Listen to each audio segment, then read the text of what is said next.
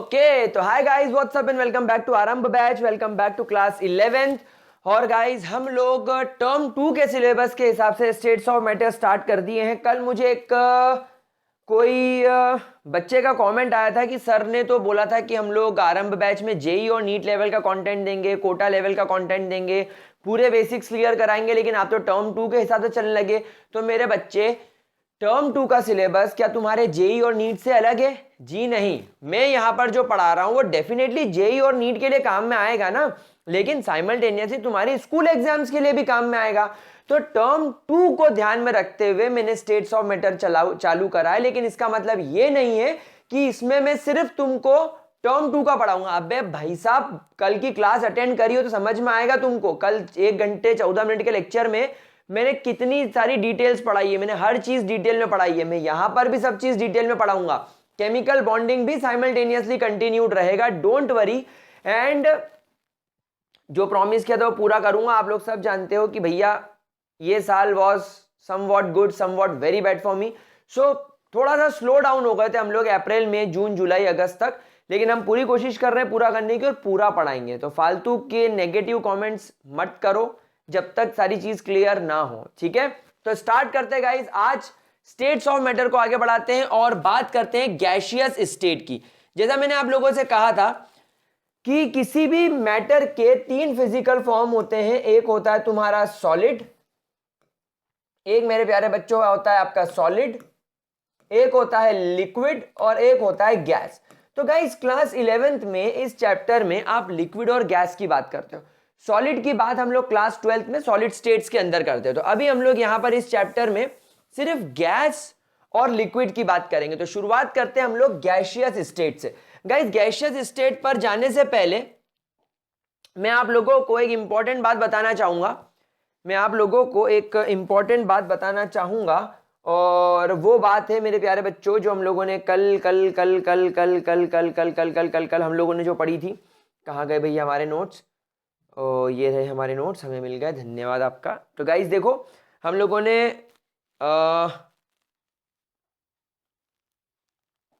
कल की क्लास में जो बात करी थी, सो बेसिकली मैं आपको एक बात बता दूं, जब कभी भी आप गैसियस स्टेट की बात करते हो तो कई एग्जामिनेशन में क्वेश्चन आता है गैसियस स्टेट स्टार्ट करने से पहले कि there are how many, question आता है that there are how many gases present in periodic table. आपके पीरियोडिक टेबल में कितनी गैसेस मौजूद हैं, मतलब इतने आपको बताना है that how many elements are present in their gaseous state. ये सवाल मैंने बहुत बार देखा है। तो मैं आपको सारी गैसेस यहां पर लिस्ट करा देता हूं, फिर आपको उसका नंबर दे देता हूं, जेई नीट में काम में आएगा। सबसे पहले पीरियोडिक टेबल में आप देखते हो हाइड्रोजन, जो कि H2 के फॉर्म में होता है। हाइड्रोजन के बाद में अगली गैस आपको मिलती है नाइट्रोजन, देन आपको मिलती है ऑक्सीजन, देन आपको मिलती है फ्लोरीन, क्लोरीन। यस और नो मेरे प्यारे बच्चों, यस और नो? इसके अलावा आपकी सारी noble gases, helium, neon, argon, krypton, xenon and radon, है ना। Helium, neon, krypton, argon, xenon and radon. Radon का सिंबल Rn लिखना पड़ेगा, Ra तो रेडियम का होता है, बड़ा कंफ्यूजन रहता है इसमें। तो कितने गैसेस हो गई गिने? 1 2 3 4 5 6 7 8 9 10 और 11। सो याद रखिएगा that there are 11 elements present in their gaseous state। मतलब पीरियोडिक टेबल में आप लोगों को टोटल 11 ऐसे एलिमेंट्स मिलेंगे जो अपने गैसियस फॉर्म में होंगे। इसको नोट कर लो ताकि हम आगे बढ़ सके, ठीक है। ग्रेट, चलिए अब हम लोग हमारे टॉपिक की तरफ चलते हैं जिसकी हम लोग यहाँ पर स्टडी कर रहे थे। और इसको हटाते हैं, इसकी जरूरत नहीं है, इसकी जरूरत नहीं है, इसकी जरूरत है, वापस इस पर आ जाते हैं। कहाँ गया बे गुलजारी लाल? ओ मेरे गुलजारी लाल, तू क्या कर रहा है पुत्र? ओके, तो गाइस फिजिकल स्टेट्स की बात करते हैं हम लोग। गैसियस स्टेट यानी एक एलिमेंट या एक सब्सटेंस जो अपने गैसियस फॉर्म में होगा, उसकी क्या क्या फिजिकल प्रॉपर्टी होती है।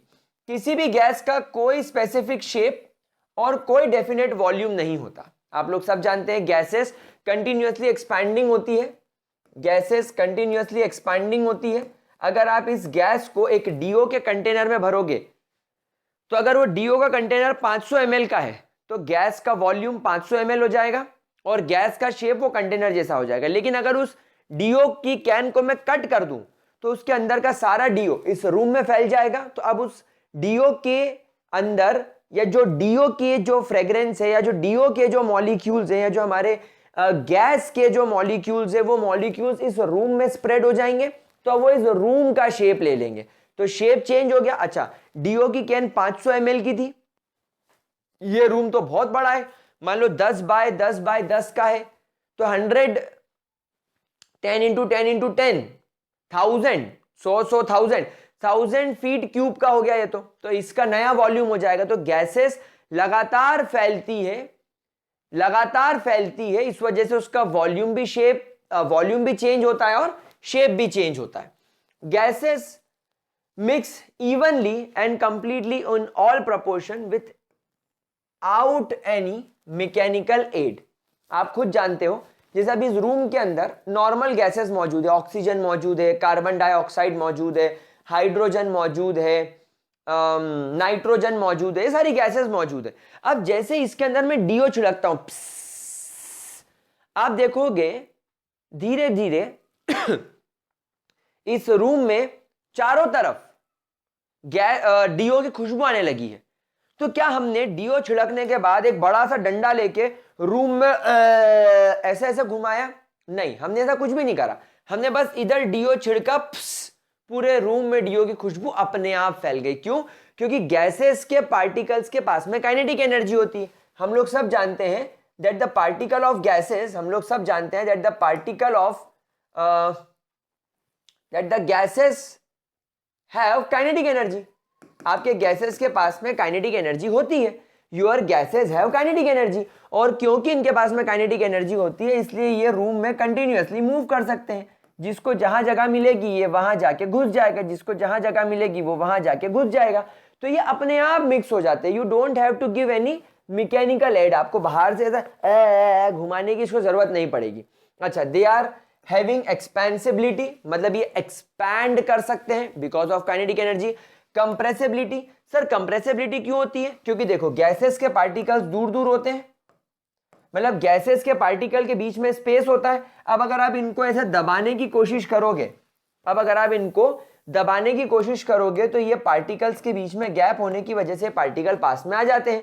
And diffusibility property, sir diffusion का मतलब क्या होता है? मेरी बात समझो। डिफ्यूजन का मतलब समझो, जैसे मान लो तुम्हारे पास में एक बड़ा सा चेंबर है, इस चेंबर के अंदर बहुत सारी गैसेस भरी हुई है या एक गैस भरी हुई है। लेट्स से इस चेंबर में एक गैस भरी हुई है। अब अचानक से इस चेंबर के अंदर एक छोटा सा, इस चेंबर के अंदर मान लो एक छोटा सा होल क्रिएट हो जाता है। इस चेंबर के अंदर मान लो एक छोटा सा होल क्रिएट हो जाता है, गलती से हमारी एक होल क्रिएट हो जाता है। तो आप लोग सब जानते हैं कि गैसेस इस होल से बाहर निकलने की कोशिश करेगी। So movement of gases from higher concentration, क्योंकि इस चेंबर के अंदर गैसेस की मात्रा ज्यादा है, तो गैसेस यहां पर हायर कॉन्सेंट्रेशन में, मान लो ये डीओ है, तो डीओ इस कैन के अंदर हायर कॉन्सेंट्रेशन में है और ये कहां रखा है? लेट्स से ये एक रूम के अंदर रखा है। अब रूम के अंदर तो डीओ के पार्टिकल है ही नहीं, तो रूम जो हो गया वो आपका लोअर कॉन्सेंट्रेशन हो गया। किस रिस्पेक्ट में? डीओ के रिस्पेक्ट में। यहां पर डीओ की मात्रा कम है, तो गैसेस ऑटोमेटिकली यानी डीओ के पार्टिकल्स इस छोटे से छेद से रूम के अंदर जाने की कोशिश करेंगे। That is called as diffusion. तो गैसेस के पास में डिफ्यूजन भी होता है। Now gases are highly compressible and exert pressure equally in all direction. अब आप लोग ये बात भी सब जानते हैं कि मान लो इस चेंबर के अंदर हमने गैस भरी, इस चेंबर के अंदर हमने गैस भरी या इस कैन के अंदर हमने गैस भरी। अब ये गैस इस कैन में आई होगी तो कंप्रेस करके आई होगी, क्योंकि गैसेस का तो वॉल्यूम डेफिनेट होता ही नहीं है, बहुत ज्यादा वॉल्यूम हो सकता है। तो हमने उसको हाई प्रेशर लगा के एंड लो टेम्परेचर लगा के हमने उसको कंप्रेस करके इसके अंदर भर दिया। अब आप लोग सब जानते हो कि गैसेस के पार्टिकल्स के पास में तो काइनेटिक एनर्जी भी होती है, तो गैसेस के पार्टिकल कभी ऊपर टकरा रहे होंगे ढपाक, कभी इधर टकरा रहे होंगे ढुपुक, कभी इधर टकरा रहे होंगे ढपाक, कभी नीचे टकरा रहे होंगे ढपाक, कभी इधर टकरा रहे होंगे ढुपुक, कभी इधर टकरा रहे होंगे ढुकुक, कभी इधर टकरा रहे होंगे ढपाक, कभी इधर टकरा रहे होंगे ढुचुक, कभी इधर टकरा रहे होंगे ढुपुक।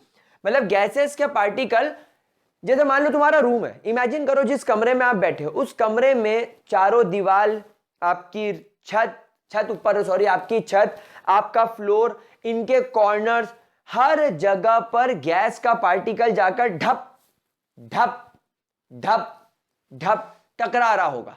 ये हर जगह इक्वली जाकर कोलॉइड करते हैं, और जब ये जाकर टकराते हैं, जैसे ये गैस का पार्टिकल गया और इस चेंबर से आके टकराया, जैसे ये मेरा हाथ है और ये टकराया, ये टकराया, ये टकराया, तो टकराने की वजह से प्रेशर एक्सर्ट होता है। जैसे देखो जैसे ये दो हाथ लेके हमने ठोके, ये जैसे मान लो ये चेंबर है, ये चेंबर की वॉल है, ये गैस का पार्टिकल आया, टकराया टकराया टकराया, हाई काइनेटिक एनर्जी में टकराया, तो आपको आवाज आ रही है। ये आवाज क्यों आ रही है? क्योंकि प्रेशर एक्सर्ट हो रहा है। तो जब कभी भी कोई पार्टिकल हाई स्पीड में आके कंटेनर की वॉल से टकराता है, वो टकराने के साथ साथ इस कंटेनर की वॉल पर एक प्रेशर एक्सर्ट करता है। आप भी जैसे कि किसी चीज को धक्का मारते हो तो आप उसको धकेलते हो ना, आप उस पर जोर लगाते हो, आप स्पीड में आके उस पर जोर लगाते हो, तो आप उस पर एक प्रेशर एक्सर्ट करते हो। तो क्योंकि गैसेस के पार्टिकल हर डायरेक्शन में इक्वली टकराते हैं, इसलिए वो हर डायरेक्शन में इक्वली प्रेशर एक्सर्ट करते हैं, और इस प्रेशर को बोला जाता है गैसियस प्रेशर। इस प्रेशर को क्या बोला जाता है? गैसियस प्रेशर, यानी प्रेशर एक्सर्टेड बाय गैस। अगला पॉइंट देखते हैं, the density of gas is much lower than solid and liquid. Obvious सी बात है, डेंसिटी का मतलब क्या होता है? Density is equal to mass upon volume. मतलब density is inversely proportional to volume and density is directly proportional to mass. अब आप लोग सब जानते हो कि गैसेस की काइनेटिक एनर्जी हाई होने की वजह से और गैसेस के पास में एक्सपेंडेबिलिटी होने की वजह से, अगर उस गैस को मैं इस रूम में रख दूं तो गैस लगातार एक्सपैंड होगी। यानी अगर मैं इतनी सी गैस ले लूं, इतनी सी, अब इतनी सी गैस का मास तो कम होगा, लेकिन इतनी सी गैस जिसका मास कम है वो फैलते जा रही है, वो फैलते जा रही है, मतलब वॉल्यूम बढ़ता जा रहा है। तो वॉल्यूम डेंसिटी के इनवर्सली प्रोपोर्शन है। मतलब अगर तुमने गैस का वॉल्यूम बढ़ाया तो डेंसिटी ऑटोमेटिकली कम हो जाएगी, क्योंकि मास तो कांस्टेंट है।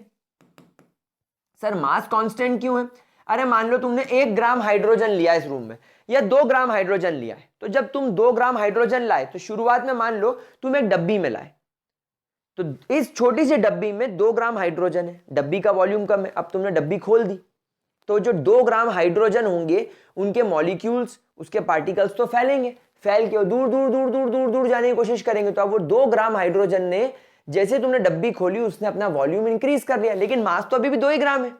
भाई हाइड्रोजन पैदा थोड़ी हो जाएगा डब्बा खोलते ही, या कम थोड़ी हो जाएगा, वो तो 2 ग्राम ही रहेगा। लेकिन पार्टिकल जो पहले गैस के पास पास थे अब वो दूर दूर चले गए, मतलब वॉल्यूम बढ़ गया। तो मास कांस्टेंट रह गया लेकिन वॉल्यूम बढ़ गया, वॉल्यूम बढ़ गया तो डेंसिटी कम हो गई। इसलिए गैसेस की डेंसिटी हमेशा कम होती है। इनफैक्ट वो जितना एक्सपांड करेंगे उतनी डेंसिटी कम हो जाएगी। क्या चीज क्लियर हो रही है? अब गैसेस को मेजर करने के लिए हमारे पास में कुछ टर्म्स होती है, जैसे कि वॉल्यूम, प्रेशर और टेम्परेचर। अब हम ये तीनों चीजें डिटेल में डिस्कस करना स्टार्ट करेंगे। पहले इन पॉइंट्स को जरा अच्छे तरीके से नोट कर लो। कोई परेशानी तो नहीं इसके अंदर? अगर इसके अंदर कोई परेशानी तो देख लो, हम फिर आगे चले। ठीक है, एनी प्रॉब्लम विद दिस? चलिए ग्रेट, बहुत बढ़िया। तो आगे बढ़ते हैं एंड अगले टॉपिक की तरफ चलते, that is your volume. Now guys, what do you mean by volume? अब बहुत सारे बच्चों के मन में मिसकंसेप्शन होता है कि वॉल्यूम तो सर लिक्विड का होता है, हम दूध, पानी, कोल्ड ड्रिंक, छाछ, ये लिक्विड चीजों का वॉल्यूम लेते हैं, गैस का क्यों? सबसे पहली बात तो समझो बेटा, जो तुम्हारा वॉल्यूम होता है ना, it is actually a mathematical term. जैसे मान लो आपके पास में ये क्यूब है, जैसे मान लो आपके पास में ये क्यूब है, या मान लो तुम्हारा रूम है, जिस रूम में आप बैठे हो, इस रूम का ये रूफ हो गया, ये रूम के तुम्हारा फ्लोर हो गया, तुम्हारी टाइल्स लगी हुई है यहां पर, और ये तुम्हारे रूम की 4 दीवार बाकी। अब आप यहां बैठे हो तो आपसे कोई ये बोल सकता है ना कि तुम्हारा कमरा कितना बड़ा है। आप दोस्तों से पूछते नहीं हो कि क्यों, वो मृत्युंजय सर का घर कितना बड़ा होगा यार, तो बोलेंगे यार मृत्युंजय सर का घर है ना 45 स्क्वायर फीट ऐसा और 60 स्क्वायर फीट ऐसे पे बना हुआ है, तो तुम 45 इंटू 60, अच्छा इतने भाई इतने का मकान है वो, और उसकी हाइट कितनी है, तो आप बोलोगे अरे डबल मंजिल घर है 25 फीट हाइट है, तो आप 45 इंटू 60 इंटू 25 करके वॉल्यूम नहीं निकालते हो, तो ये वही वॉल्यूम है। तो बेसिकली अगर मान लीजिए तुम्हारा ये कमरा है, ये कमरे के एक कॉर्नर से एक कॉर्नर, ये इस कमरे की लंबाई हो गई लेंथ, ये आगे वाले कॉर्नर से ये पीछे वाला कॉर्नर ये इसकी हो गई विड्थ, और ये वाले कॉर्नर से ये वाला कॉर्नर हो गया इसकी हाइट। तो length into width into height. तो अगर आपसे कोई पूछे कि यार इस क्यूब का वॉल्यूम क्या है, तो आप क्या बोलोगे? एल, अच्छा मान लो जैसे इसकी यूनिट सेंटीमीटर है, तो एल सेंटीमीटर इंटू डब्ल्यू सेंटीमीटर इंटू एच सेंटीमीटर। मान लो तीनों ए के बराबर है, l is equal to b, डब्ल्यू इज इक्वल टू एच, ये तीनों ए के बराबर है, तो a into a centimetre into centimetre into centimetre will become equal to centimetre cube, और ए इंटू ए हो जाएगा ए क्यूब सेंटीमीटर क्यूब। तो ये आपके कमरे का वॉल्यूम हो गया। समझ में आ रही प्यारे बच्चों बात को? इसी प्रकार हम लोग गैस का वॉल्यूम निकालेंगे। सर समझे नहीं बात को? अरे ये कमरा है, मान लो इस कमरे के अंदर तुम्हारी गैस है, इस कमरे के अंदर आपके गैस के पार्टिकल्स मूव कर रहे हैं, इस कमरे के अंदर आपके गैस के पार्टिकल्स भरे हुए। तो भाई अगर कोई मुझसे पूछता है कि इस कमरे में जो मैंने गैस छोड़ी है उस गैस का वॉल्यूम कितना होगा, तो उस कमरे का वॉल्यूम ही गैस का वॉल्यूम होगा, क्योंकि गैस तो लगातार एक्सपैंड करेगी। जितनी बड़ी ये कमरा होगा, आई मीन जितना बड़ा ये कमरा होगा उतना ही बड़ा उस गैस का वॉल्यूम होगा, क्योंकि इस कमरे के हर कोने में आपको गैस मिलेगी, क्योंकि गैस के पार्टिकल्स इक्वली हर डायरेक्शन में फैलते हैं। तो इस रूम का वॉल्यूम ही गैस का वॉल्यूम होगा। अब हम लोगों को बस प्रॉब्लम ये होती है कि हम लोग यूजुअली जो हमारी एसआई यूनिट होती है, अगर आपसे कोई पूछे कि सर वॉल्यूम की एसआई यूनिट क्या है, तो आप बोलोगे मीटर क्यूब, क्योंकि लेंथ की, क्योंकि आपका जो लेंथ होता है लेंथ की एसआई यूनिट होती है मीटर। तो वॉल्यूम क्या है? Volume L into B into H है, और लेंथ ब्रेथ और हाइट एक्चुअली तीनों ही लंबाई है, लेंथ भी लंबाई है, विड्थ भी लंबाई है, हाइट भी लंबाई है। तो ये basically metre into metre into metre हो जाता है मीटर क्यूब, इसलिए आपके ऐसा यूनिट वॉल्यूम की मीटर क्यूब होती है।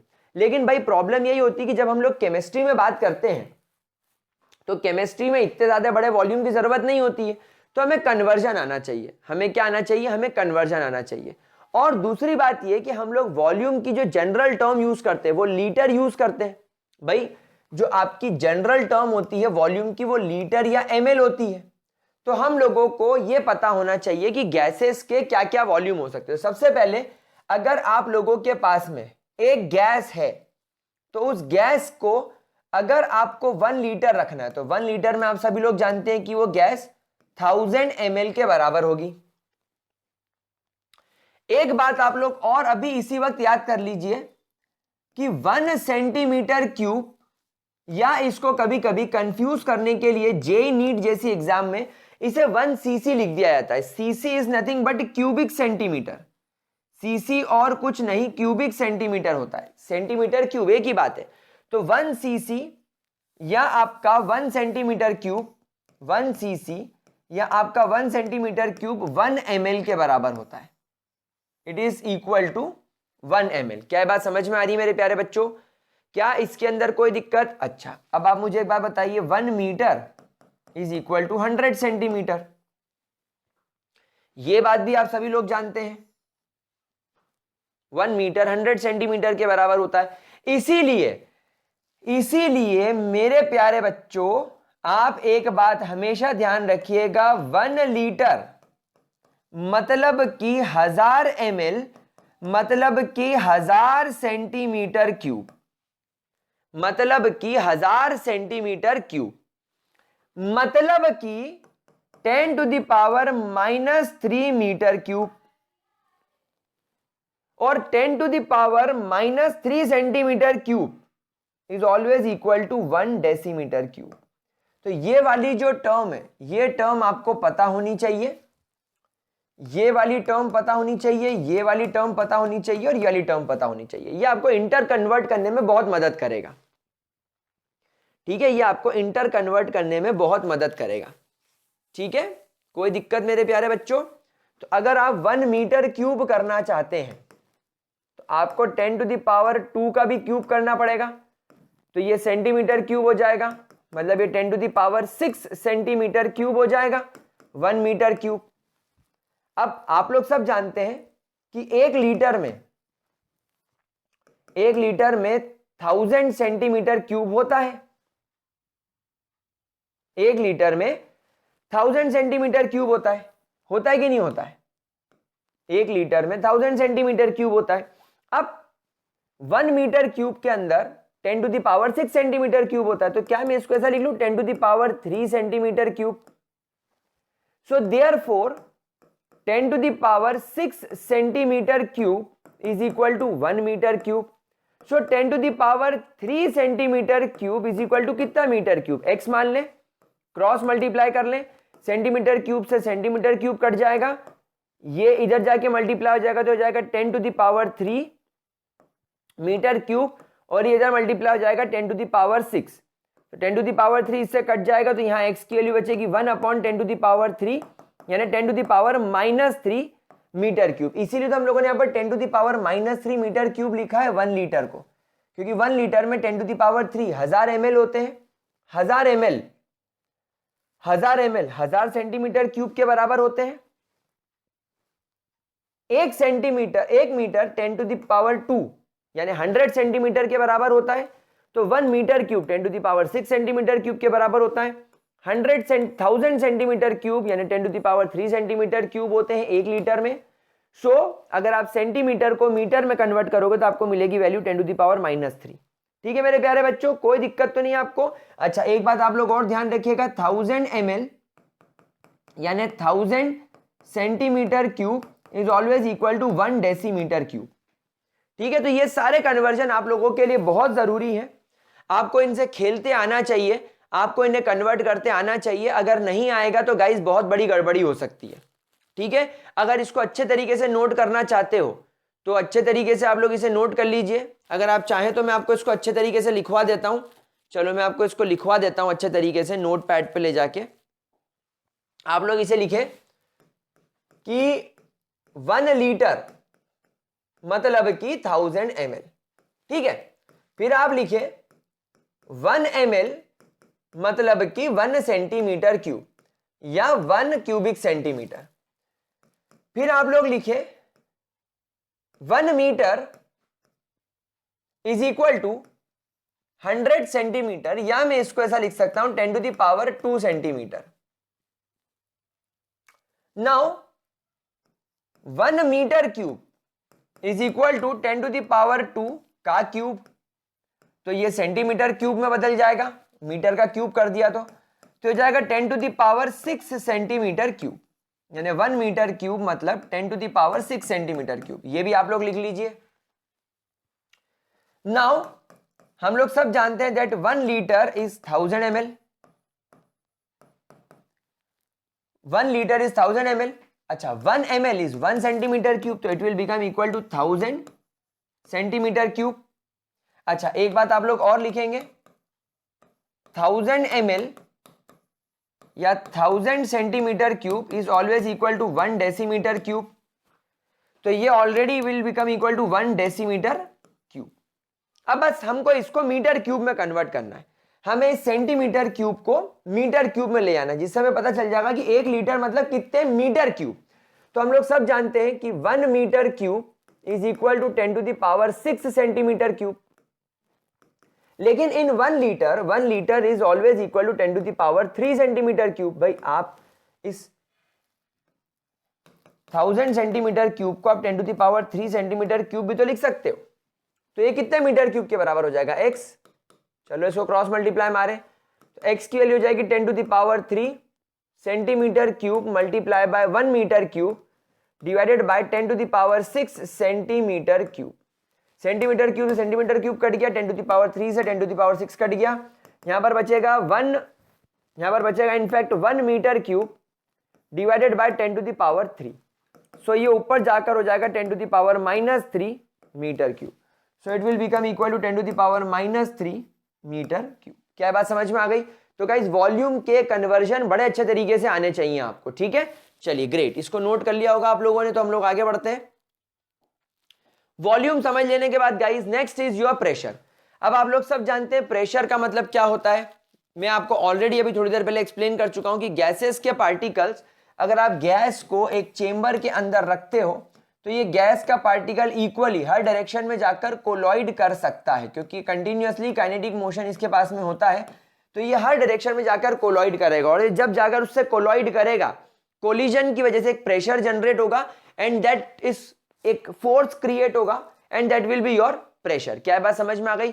तो basically gases molecules continuously random motion में होते हैं, ये मॉलिक्यूल्स कोलॉइड करते हैं एक तो एक दूसरे के साथ। ऑब्वियसली अगर मान लो इस चेंबर में आपने दो पार्टिकल्स रखे हैं तो वो आपस में भी तो कोलॉइड कर सकते हैं, देयर आर चांसेस कि वो आपस में भी कोलॉइड करें और वॉल से भी कोलॉइड करें, तो वॉल ऑफ द कंटेनर के साथ ये कोलॉइड करते हैं। Now the collision of the molecule with the wall of the container exert a pressure.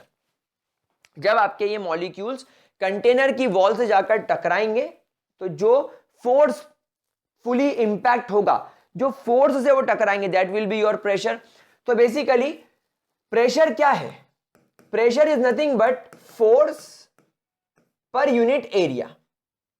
यानी आपका ये चेंबर का एरिया कितना है, आपके चेंबर का एरिया कितना है और कितने फोर्स से ये गैस के मॉलिक्यूल आकर इसको मार रहे हैं, ये हो जाएगा आपका force per unit area will be your pressure. क्या बात समझ में आ गई? ग्रेट। अब प्रेशर को मेजर करने के लिए, वाह, प्रेशर को मेजर करने के लिए एक इंस्ट्रूमेंट यूज होता है जिस इंस्ट्रूमेंट का नाम है बैरोमीटर। इस इंस्ट्रूमेंट को क्या बोला जाता है मेरे प्यारे बच्चों? Barometer. So barometer is a instrument which is use to measure the pressure. ठीक है, कोई दिक्कत? अच्छा, इसमें भी एक बात ध्यान रखना, जो एटमॉस्फेरिक प्रेशर है, यानी आपके आसपास जो एटमॉस्फेरिक प्रेशर है वो बैरोमीटर से होगा।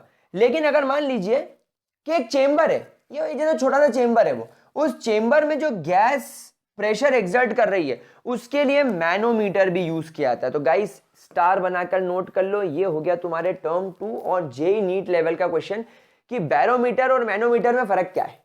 बैरोमीटर एटमॉस्फेरिक प्रेशर मेजर करता है और manometer pressure of a gas, एक पर्टिकुलर गैस।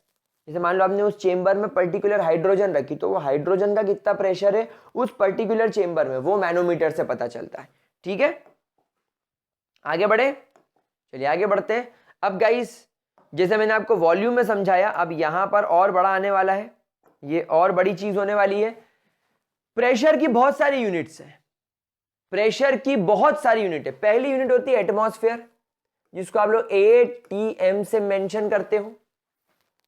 दूसरी यूनिट होती है आपकी मिलीमीटर, सेंटीमीटर, टॉर, बार एक्सेट्रा। लेकिन अगर मैं एसआई यूनिट की बात करूं, यानी जो यूनिवर्सली एक्सेप्टेड है, वो है पास्कल्स। आपके एटमॉस्फेरिक प्रेशर से भी ज्यादा, ATM से भी ज्यादा अगर प्रेशर की कोई यूनिट एक्सेप्टेबल है तो वो कौन सी है? पास्कल्स। या आप इसे किलो पास्कल भी लग लो, मतलब 10⁻³ से अगर मल्टीप्लाई कर दोगे तो pascals will be converted into kilo pascal.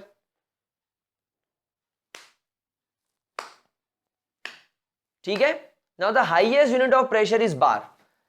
Pressure की हाईएस्ट यूनिट बार होती है और लोवेस्ट यूनिट टॉर होती है। सर समझे नहीं, कैलकुलेट करके बताते हैं। देखो, हमेशा एक बात ध्यान रखना मेरे प्यारे बच्चों, 1 बार is always equal to 10⁵ pascals, which is always equal to 0.987 ATM। ये कन्वर्जन आप याद कर लो, ये कन्वर्जन आपको याद करने पड़ेंगे। Dynes per centimetre square, basically force is equal to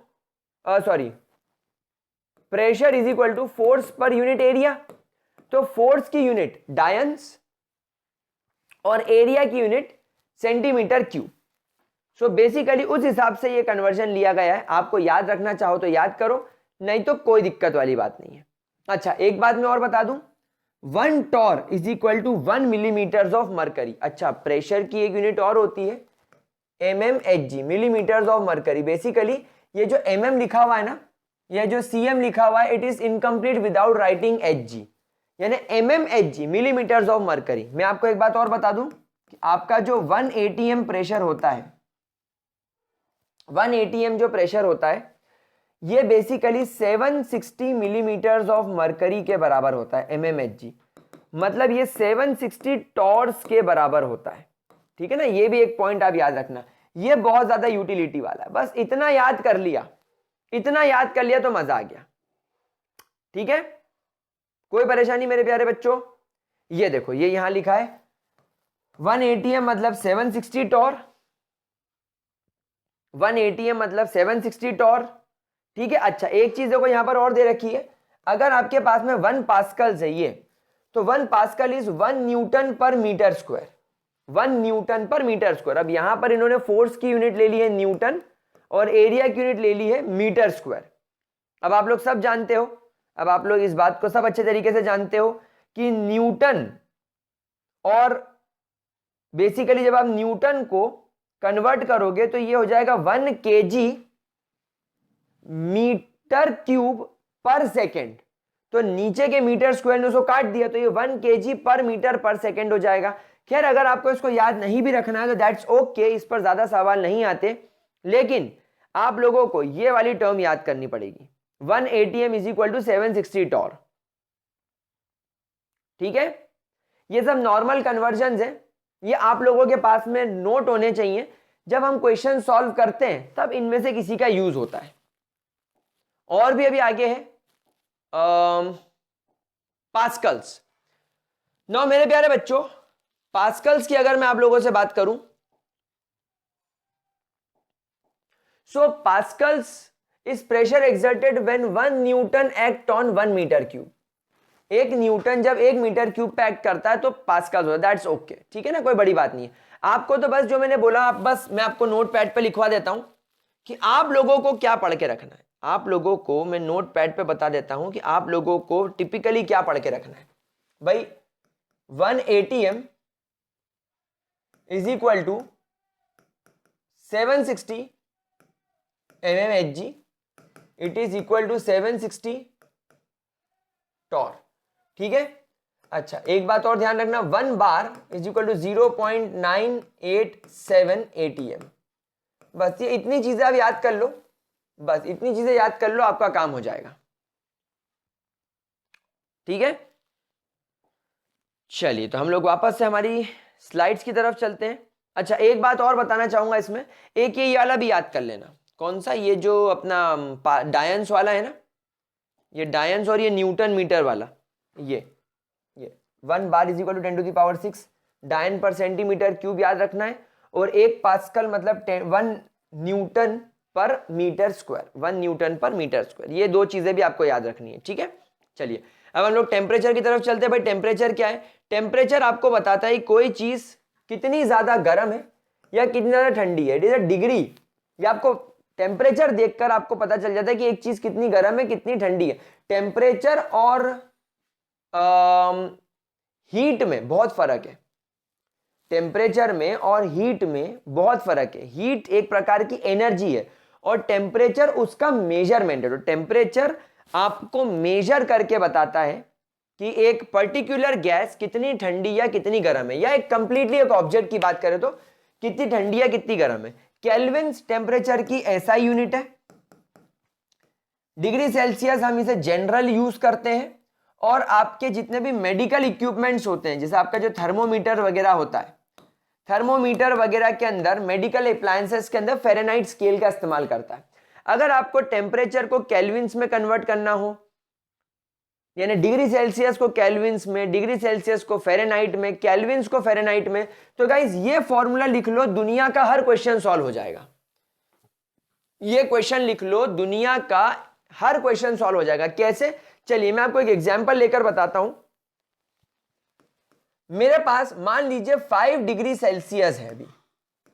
अब इस 5 डिग्री सेल्सियस को अगर मुझसे कोई बोलता है कि भाई इसको केल्विन में और इसको डिग्री फ़ारेनहाइट में कन्वर्ट करो, तो मैं इस फॉर्मूले से कर लूंगा। देखो मैं यहां पर डिग्री सेल्सियस की जगह लिखता हूं 5 divided by 100 is equal to K minus 273 divided by 100। ये दो इक्वेशन उठाई, 100 100 काटा, 5 is equal to K minus 273, 273 उधर चला गया, ये हो गया 278 केल्विन्स। ये लो केल्विन्स में वैल्यू आ गई, आ गई। अब आपसे ये बोल रहा है कि डिग्री सेल्सियस को फ़ारेनहाइट में भी कन्वर्ट करो, तो मैं फिर ये इक्वेशन उठाऊंगा 5 अपॉन 100 इज इक्वल टू, अब ये बीच वाली छोड़ दो, अब ये वाली ले लो, फ़ारेनहाइट माइनस 32 अपॉन 180। जीरो से ये जीरो कट कर दो, 18 को 5 से मल्टीप्लाई करो, ये हो जाएगा 90, 10 को f से मल्टीप्लाई करो, ये हो जाएगा 10f, माइनस 10 को 32 से मल्टीप्लाई करो, ये हो जाएगा 320, 320 माइनस उधर जाके प्लस होके हो जाता है 410 इज इक्वल टू 10f, 10 के जीरो से जीरो काट दो तो फ़ारेनहाइट की वैल्यू हो गई 41, यानी 5 degree Celsius is equal to 278 kelvins and 41 Fahrenheit. कितना इजी है इजी। अब अगर मान लो आपको दूसरा दे रखा है कि तुम्हारे पास में 373 केल्विन्स है, इस 373 केल्विन को डिग्री फ़ारेनहाइट में कन्वर्ट करो, तो अब मैं ये वाली इक्वेशन उठा लेता हूं। अब केल्विन्स की वैल्यू तो दे रखी है मुझे 373 minus 273 divided by 100 is equal to Fahrenheit minus 32 upon 180, यहां बचा 100 by 100 is equal to Fahrenheit minus 32, 100 cut, नीचे सिर्फ बचा 180, 180 इधर चले आएगा तो 180 is equal to Fahrenheit minus 32, तो Fahrenheit is equal to 180 plus 32 यानी कि 212 डिग्री फ़ारेनहाइट। ये जवाब आ गया, तो 212 डिग्री फ़ारेनहाइट इसका आंसर होगा। तो टेम्परेचर का इंटर कन्वर्जन तो गाइस बहुत इजी है, टेम्परेचर का inter conversion is super easy. चलिए इतना नोट करिए, फिर आगे चलते हैं। हे गाइस व्हाट्सअप, अनअकैडमी से आ गया है एक शानदार अपडेट। अनअकैडमी पर होने वाला है कॉम्बैट साइंस ओलंपियाड 26 दिसंबर को 1 PM for class 9 and 10 student. 60 minutes का टेस्ट होगा, 45 क्वेश्चंस आएंगे। टॉप 3 स्टूडेंट्स को मेडल के साथ साथ में 100% स्कॉलरशिप मिलेगा। उसके अलावा जो सर्टिफिकेट्स मिलेंगे वो टॉप 25 रैंकर्स को मिलेंगे। अगर आप 4 से 10 पोजीशन पर आते हैं तो 75%, 11 से 50th रैंक पर आते हैं तो 50%, और अगर 51 से 100th रैंक ऑक्यूपाई करते हैं तो 25% का स्कॉलरशिप मिलेगा IIT JEE NEET foundation NTSE category में, जिस पर मैं भी पढ़ाता हूं। Guys question physics, chemistry, biology से आएंगे और आपको 100% तक स्कॉलरशिप जीतने का मौका है। आपको इस टेस्ट में एनरोल करने से पहले जो कोड यूज करना पड़ेगा वो यूज करना पड़ेगा ग्रेविटी। तो गाइस देर की इस बात की, एनरोल नाउ। चलो गाइस आई थिंक हो गया होगा ये, अब आपको ये फॉर्मूला क्लियर है। चलिए ग्रेट, आगे बढ़ते हैं। और गाइस अब हमारे पास में आने वाली 2 कंडीशंस देखो, जेई और नीट के लेवल के अगर मैं क्वेश्चंस की बात करूं प्यारे बच्चों, तो आप लोगों को 2 कंडीशन पर मैक्सिमम सवाल आ सकते हैं। पहला तो एसटीपी कंडीशन। बेटा एसटीपी का मतलब होता है स्टैंडर्ड टेम्परेचर एंड प्रेशर। तो किसी भी गैस के लिए अगर आपसे कभी सवाल पूछा जाता है कि एसटीपी कंडीशन पर अगर कोई सवाल है, जैसे मान लो एक पर्टिकुलर गैस एट एसटीपी ऐसा बिहेव कर रही है, तो एसटीपी से हमको क्या क्या समझ में आ जाना चाहिए। तो गाइस एसटीपी से आपको 2 चीजें समझ में आनी चाहिए। पहला कि टेम्परेचर आपको 0 डिग्री सेल्सियस लेना है और प्रेशर आपको 1 atm लेकर चलना है। तो अगर आपकी गैस का प्रेशर 1 atm है और टेम्परेचर 0 डिग्री सेल्सियस है, तब मेरे प्यारे बच्चों वो गैस का 1 मोल 22.414 लीटर वॉल्यूम को ऑक्यूपाई करता है। ठीक है, कोई दिक्कत, कोई परेशानी? ठीक है, कोई दिक्कत? आगे बढ़े, पक्की बात? ग्रेट। जब कभी भी नॉर्मल टेम्परेचर प्रेशर वाली बात आ जाती है, यहां पर टेम्परेचर बदल के 25 डिग्री सेल्सियस यूज करना होता है, दैट्स इट। ठीक है, अब हम बात करते हैं SATP कंडीशन, यानी standard ambient temperature and pressure, SATP। यहां पर मेरे प्यारे बच्चों थोड़ा सा चेंज आ जाता है, टेम्परेचर 298.15 केल्विन हो जाता है, मतलब कि आपका रूम टेम्परेचर के बराबर 25 डिग्री सेल्सियस, और यहां पर प्रेशर बदल जाता है 1 बार के बराबर हो जाता है। 1 बार मतलब 10⁵ पास्कल। और इस कंडीशन पे आपकी गैस अगर 1 मोल क्वांटिटी में है तो आपकी 1 मोल गैस एट SATP, यानी कि जब आप आपकी 1 मोल गैस को 1 बार प्रेशर पे रखते हो और टेम्परेचर 298.15 केल्विन्स कर देते हो, तब उसके द्वारा जो वॉल्यूम ऑक्यूपाई किया जाता है वो होता है 24.78 लीटर्स। STP में अगर आपके पास में 1 मोल गैस है at 0 degree Celsius and 1 ATM, तो उसके द्वारा ऑक्यूपाई किया गया वॉल्यूम 22.414 लीटर है। लेकिन अगर टेम्परेचर 298 केल्विन्स हो जाए और प्रेशर बदल जाए 1 बार में, तो उसका वॉल्यूम भी चेंज हो जाता है मेरे प्यारे बच्चों। लेकिन अगर आप प्रेशर 1 ATM कर दो और टेम्परेचर आप उतना ही रखो 298.15 केल्विन्स, तब आपकी गैस के द्वारा 25.12 लीटर वॉल्यूम ऑक्यूपाई किया था। तो यूजुअली बहुत बड़ा मिसकंसेप्शन होता है बच्चों के अंदर कि सर अगर मेरे पास में 1 मोल गैस है तो वो 1 मोल गैस 100% 22.4 लीटर के बराबर होगी। ये आपको छोटी क्लास में हमेशा पढ़ाया जाता है, लेकिन मेरे प्यारे बच्चों अब आपको कंडीशंस के हिसाब से काम करना पड़ेगा। Now you have to work according to the conditions. क्या ये चीज क्लियर हो रही है आप लोगों को? Now you have to work according to the conditions. चलो इसको फटाफट से नोट करो, इसको फटाफट से नोट करो ताकि हम लोग आगे बढ़े। Note it down. हो गया? क्या हम इसे रब करें? क्या हम इसे रब करें? चलो ग्रेट।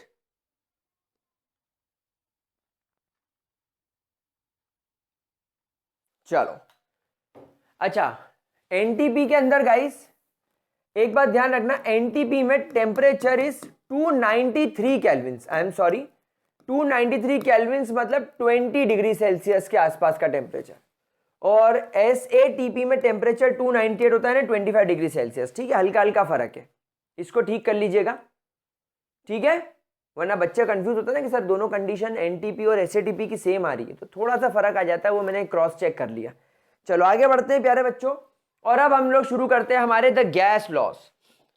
अब हम लोग यहां पर शुरू करते हैं हमारे द गैस लॉ, यानी कि गैसेस के ऊपर कौन कौन से लॉज हमारे लिए सबसे काम के हैं। तो गाइस सबसे पहला लॉ जो हमारे सामने आ रहा है वो आ रहा है हमारे बॉयल्स चाचा का लॉ, बॉयल्स लॉ। ठीक है, तो इसको बोलते हैं, मेरे हिसाब से, मेरी ट्रिक के हिसाब से मैं इसे बोलता हूं पापा वाला लॉ, और पापा को एक और वर्ड बोला जाता है द बाप, बाप, बाप वाला लॉ। अब सर ये क्यों हमें बेतु की बात सिखा रहे हो?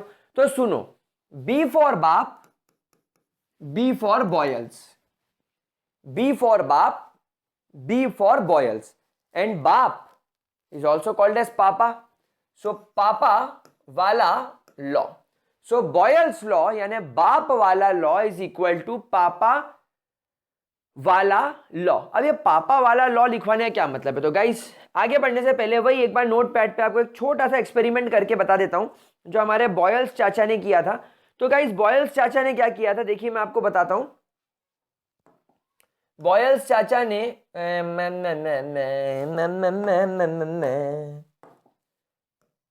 बॉयल्स चाचा ने एक सिलेंडर लिया था इस तरीके से, ठीक है, फिर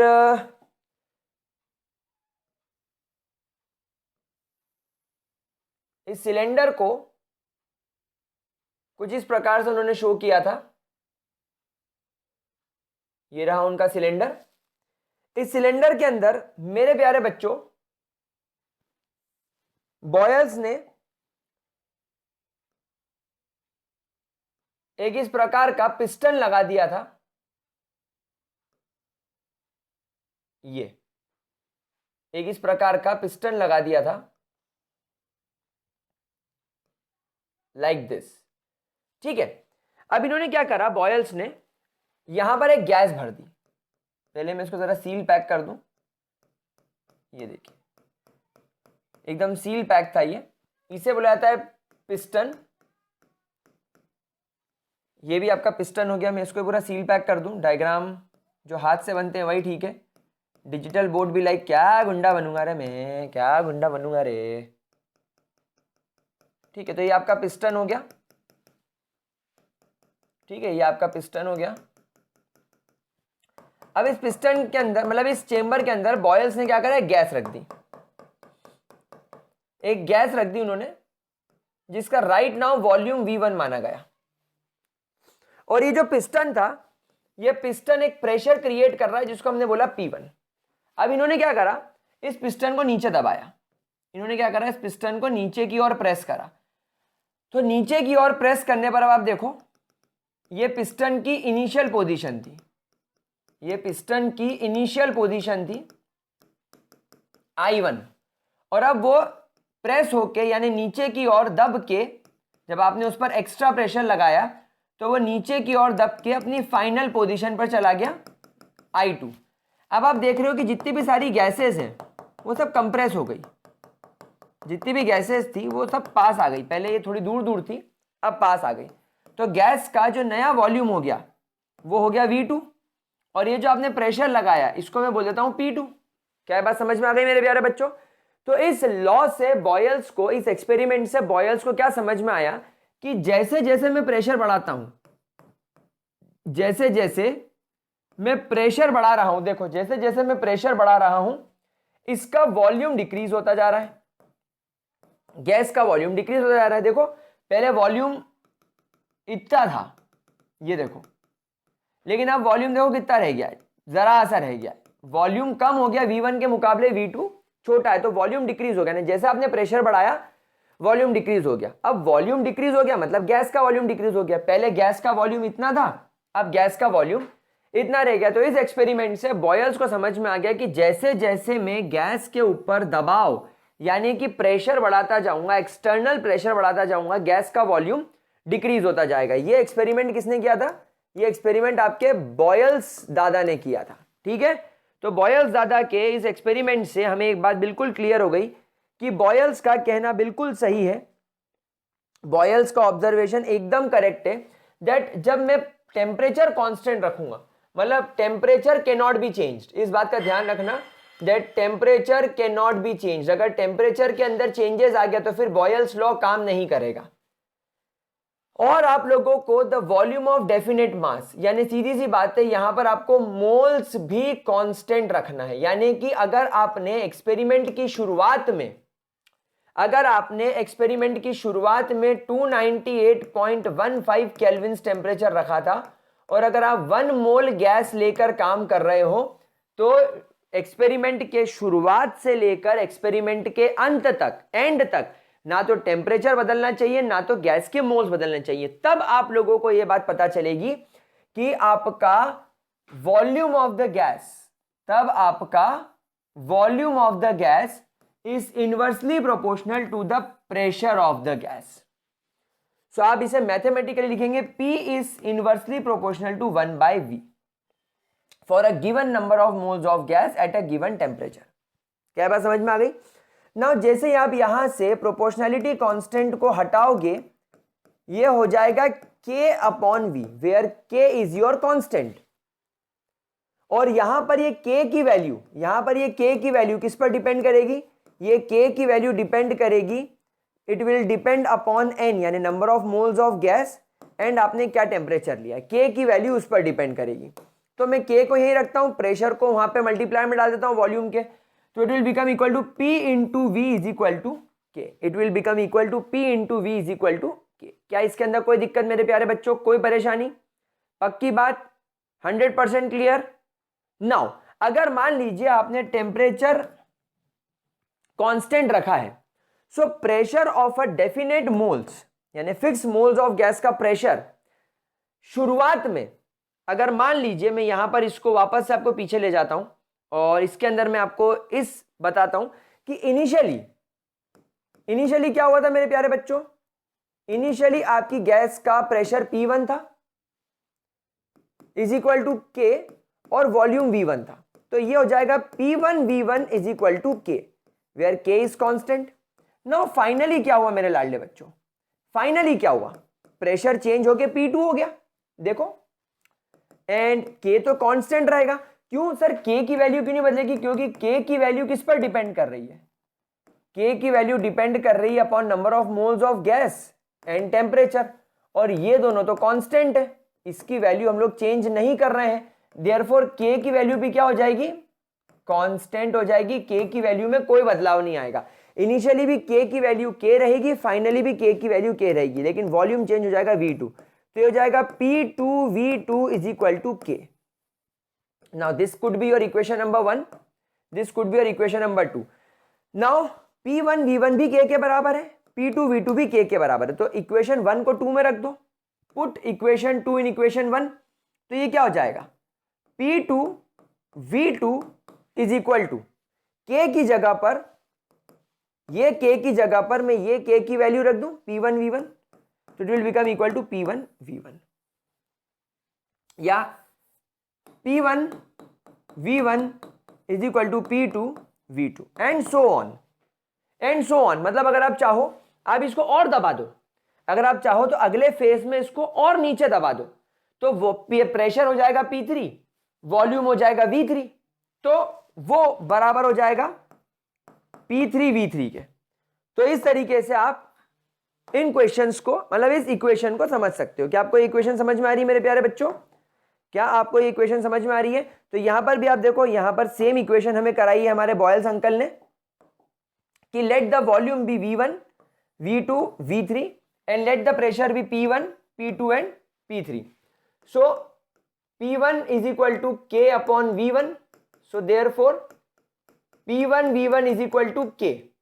Similarly P2 is equal to K upon V2, so P2 V2 is also equal to K.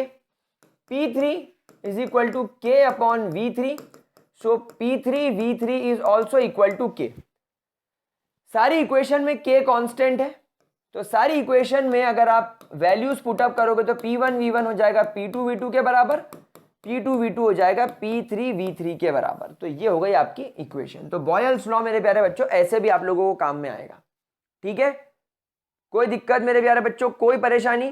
तो आप लोगों को एक तो ये फॉर्मूला याद रखना है, ये इक्वेशन याद रखनी है, और ये फॉर्मूला याद रखना है P1V1 is equal to P2V2 is equal to P3V3 and so on. अब आपको क्वेश्चन में अगर दो प्रेशर की वैल्यूज दे रखी है और दो वॉल्यूम की वैल्यू दे रखी है तो आप P1V1 से काम चला लो, ठीक है, नोट कर लिया, इसको आगे बढ़े, ग्रेट। अब हम इसको ग्राफिकल रिप्रेजेंटेशन से अगर देखें तो गाइस ग्राफिकल रिप्रेजेंटेशन से आप सब इस बात को जानते हो कि जब आप कांस्टेंट टेम्परेचर पे वर्क करोगे, जब आप कांस्टेंट टेम्परेचर पे वर्क करोगे तो pressure is inversely proportional to volume and number of moles, ठीक है। तो अब आप यहां पर खुद ऑब्जर्व करो मेरे लाडलो, मेरे बच्चों, मेरे बकुड़ो, कि जब इनिशियली आपकी गैस का प्रेशर हाई था तब आप देखो आपकी गैस जब प्रेशर जब हाई था तो वॉल्यूम इसका V1 था which is less.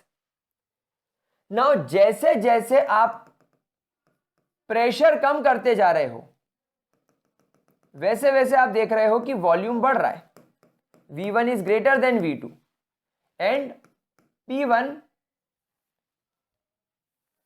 Is greater than P2। Similarly आप प्रेशर और कम कर दो, P3 कर दो, तो वॉल्यूम और डिक्रीज हो जाएगा V3, यानी V3 और बड़ा है क्योंकि P3 छोटा है। तो जैसे जैसे प्रेशर कम होता जा रहा है वॉल्यूम बढ़ता जा रहा है। हम यही तो बोल रहे हैं that pressure is inversely proportional to volume.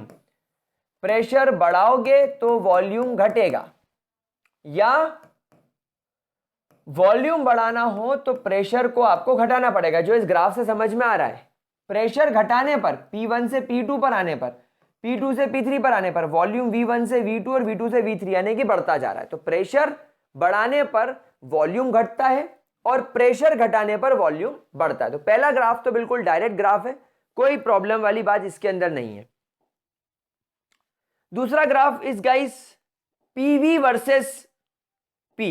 अब देखो एक बात मैं आपको पहले समझा दूं, एक बात मैं आपको पहले बहुत अच्छी समझा दूं, that P is directly proportional to 1/V। जब आप प्रोपोर्शनलिटी कांस्टेंट हटाओगे तो it will become K upon V। So P multiply by V is equal to K which is constant. अब मैं आपको इसको एक एग्जाम्पल लेकर समझाता हूं, एक एग्जाम्पल लेकर हम समझते हैं। लेट से P1 is 10 and P2 is also and 10 ATM and V1 is also 10 ATM, ठीक है। सो देयरफॉर इसके P इंटू V की वैल्यू क्या हो जाएगी, K के बराबर। P क्या है 10, V क्या है 10, तो इसकी वैल्यू क्या हो गई 100। सो देयरफॉर मैं लिखूंगा K इज इक्वल टू 100, ठीक है। अब हमको क्या करना है, प्रेशर हमने लेट से बढ़ा दिया, प्रेशर लेट से हमने प्रेशर बढ़ा के 20 ATMs कर दिया, तो वॉल्यूम यहां पर 5 ATM हो जाएगा। सर ये आपको कैसे पता, क्या आपको सपना आया? नहीं, मैंने ये इक्वेशन फॉलो करी कि प्रेशर और वॉल्यूम का प्रोडक्ट, प्रेशर और वॉल्यूम का मल्टीप्लाई हमेशा K के बराबर होगा, कुछ भी हो जाए। और मेरे को पहली इक्वेशन से ये समझ में आ गया है कि K की वैल्यू 100 है। मतलब अब जब मैं सेकेंड टाइम प्रेशर बढ़ाऊंगा तो वॉल्यूम मुझे इस हिसाब से कम करना है कि अगेन P इंटू V की वैल्यू K के बराबर आए। अब यहां पर P हो गया 20, V हो गया 5, यानी फिर वैल्यू क्या हो गई 100, यानी यहां पर वापस से K की वैल्यू क्या हो गई 100, तभी तो हम K को कांस्टेंट बोल रहे हैं।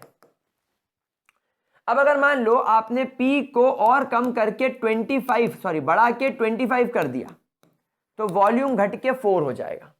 Sir this is not ATM, क्या लिख रहा हूं रे मैं, क्या लिख रहा हूं, लीटर ले लो। तो यहां पर भी आप देखो P into V is equal to K। P क्या है 25, V क्या है 4, यानी कि 100। तो यहां पर भी तुम्हारे K की वैल्यू क्या आ गई 100। क्या ये बात तुमको समझ में आ रही है? अगर P4 की वैल्यू 50 कर दोगे तो V3 ये था, तो V4 की वैल्यू हो जाएगी 2 लीटर्स।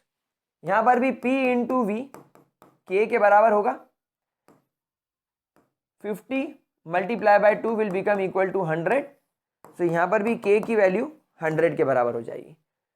मतलब प्रेशर और वॉल्यूम का मल्टीप्लीकेशन हमेशा कांस्टेंट रहेगा, प्रेशर और वॉल्यूम का मल्टीप्लीकेशन हमेशा कांस्टेंट रहेगा। यही ये इक्वेशन समझाती है। क्या बात समझ में आ गई? अब हमें कर्व बनाना है pressure into volume versus pressure का, pressure into volume versus pressure का। पहले ये देखना चाहते हो, लिखना चाहते हो तो लिख लो ताकि मैं आगे बढ़ूं। लिख लिया? चलिए अब इसका कर्व देखते हैं। ये देखो, अब आप यहां पर देखो, आप कितना ही प्रेशर बढ़ा लो, आप कितना ही प्रेशर बढ़ा लो, प्रेशर इंटू वॉल्यूम की वैल्यू हमेशा कांस्टेंट है, सीधी सीधी चल रही है। अलग अलग टेम्परेचर पर आप मान लो 298 केल्विन्स पर कर लो, देन आप इसको 333 केल्विन्स पर कर लो, देन आप इसको 373 केल्विन्स पर कर लो, कहीं पे भी कर लो, कहीं पे भी कर लो। अगर प्रेशर बढ़ रहा है तो P इंटू वी की वैल्यू पे no change, no change, it will always remains constant. वो हमेशा कांस्टेंट ही रहेगी, हमेशा कांस्टेंट रहेगी। आपको अभी तो मैंने थोड़ी देर पहले बताया था कि अगर प्रेशर 110 है तो वॉल्यूम भी 10 होगा, तो P इंटू वी की वैल्यू यहां पर 100 होगी। अब तुमने ये प्रेशर मान लो रखा 10, ये प्रेशर आपने कितना रखा 10, अब आप प्रेशर बढ़ा के कर दो 20, तो जैसे ही आप प्रेशर बढ़ा के 20 कर दोगे वॉल्यूम घट जाएगा, वॉल्यूम घट के हो जाएगा 5, तो प्रेशर इंटू वॉल्यूम की वैल्यू तो अभी भी 100 रहेगी। तो जो वैल्यू 100 यहां पर थी वही वैल्यू यहां पर भी 100 रहेगी, वो वैल्यू यहां पर भी 100 थी। 25 कर दो इसको, तो P3 की वैल्यू अगर आप 25 कर दोगे तो V3 की वैल्यू 4 हो जाएगी, तो P इंटू वी की वैल्यू फिर 100 हो जाएगी, यानी यहां पर भी वैल्यू 100 रहेगी। ये मान लो अपन 298 केल्विन्स पर कर रहे हैं, मान लो 298 पर कर रहे हैं। हायर टेम्परेचर पे करोगे तो P इंटू वी की वैल्यू चेंज जरूर हो जाएगी लेकिन रहेगी कांस्टेंट, और हाई टेम्परेचर पे करोगे तो भी कांस्टेंट रहेगी। तो P इंटू वी की वैल्यू पे कोई असर नहीं पड़ेगा, आप कितना ही प्रेशर बदल लो, आप कितना ही वॉल्यूम बदल लो। हाँ, टेम्परेचर के हिसाब से वैल्यूज में चेंज आएगा, जितना ज्यादा हाई टेम्परेचर रहेगा उतना ज्यादा हाई P इंटू वी का वैल्यू रहेगा। एक बात ध्यान रखना, दैट S टेम्परेचर बढ़ाओगे तो P इंटू वी का वैल्यू बढ़ेगा। अब ये यहां पर समझाने की बात नहीं है, टेम्परेचर कहां आएगा, चार्ल्स लॉ, वहां पर हम इसके बारे में बात करेंगे। एवोगैड्रो लॉ, गे लूसेक लॉ, वहां पर हम टेम्परेचर की बात करेंगे, अभी नहीं कर रहे हैं। अभी तो बस आपको ये बोल दिया कि अगर आप किसी भी टेम्परेचर पे T1 T2 T3 किसी भी टेम्परेचर पे अगर आप प्रेशर बढ़ाओगे तो आपको P इंटू वी का वैल्यू हमेशा कांस्टेंट मिलेगा।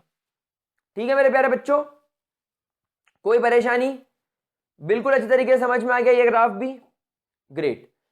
अब ये है pressure into 1/v, this is pressure into 1/v। थोड़ा सा ये मेरे टाइपिस्ट से एरर हो गया, मैं इसको ठीक कर देता हूं खुद ही।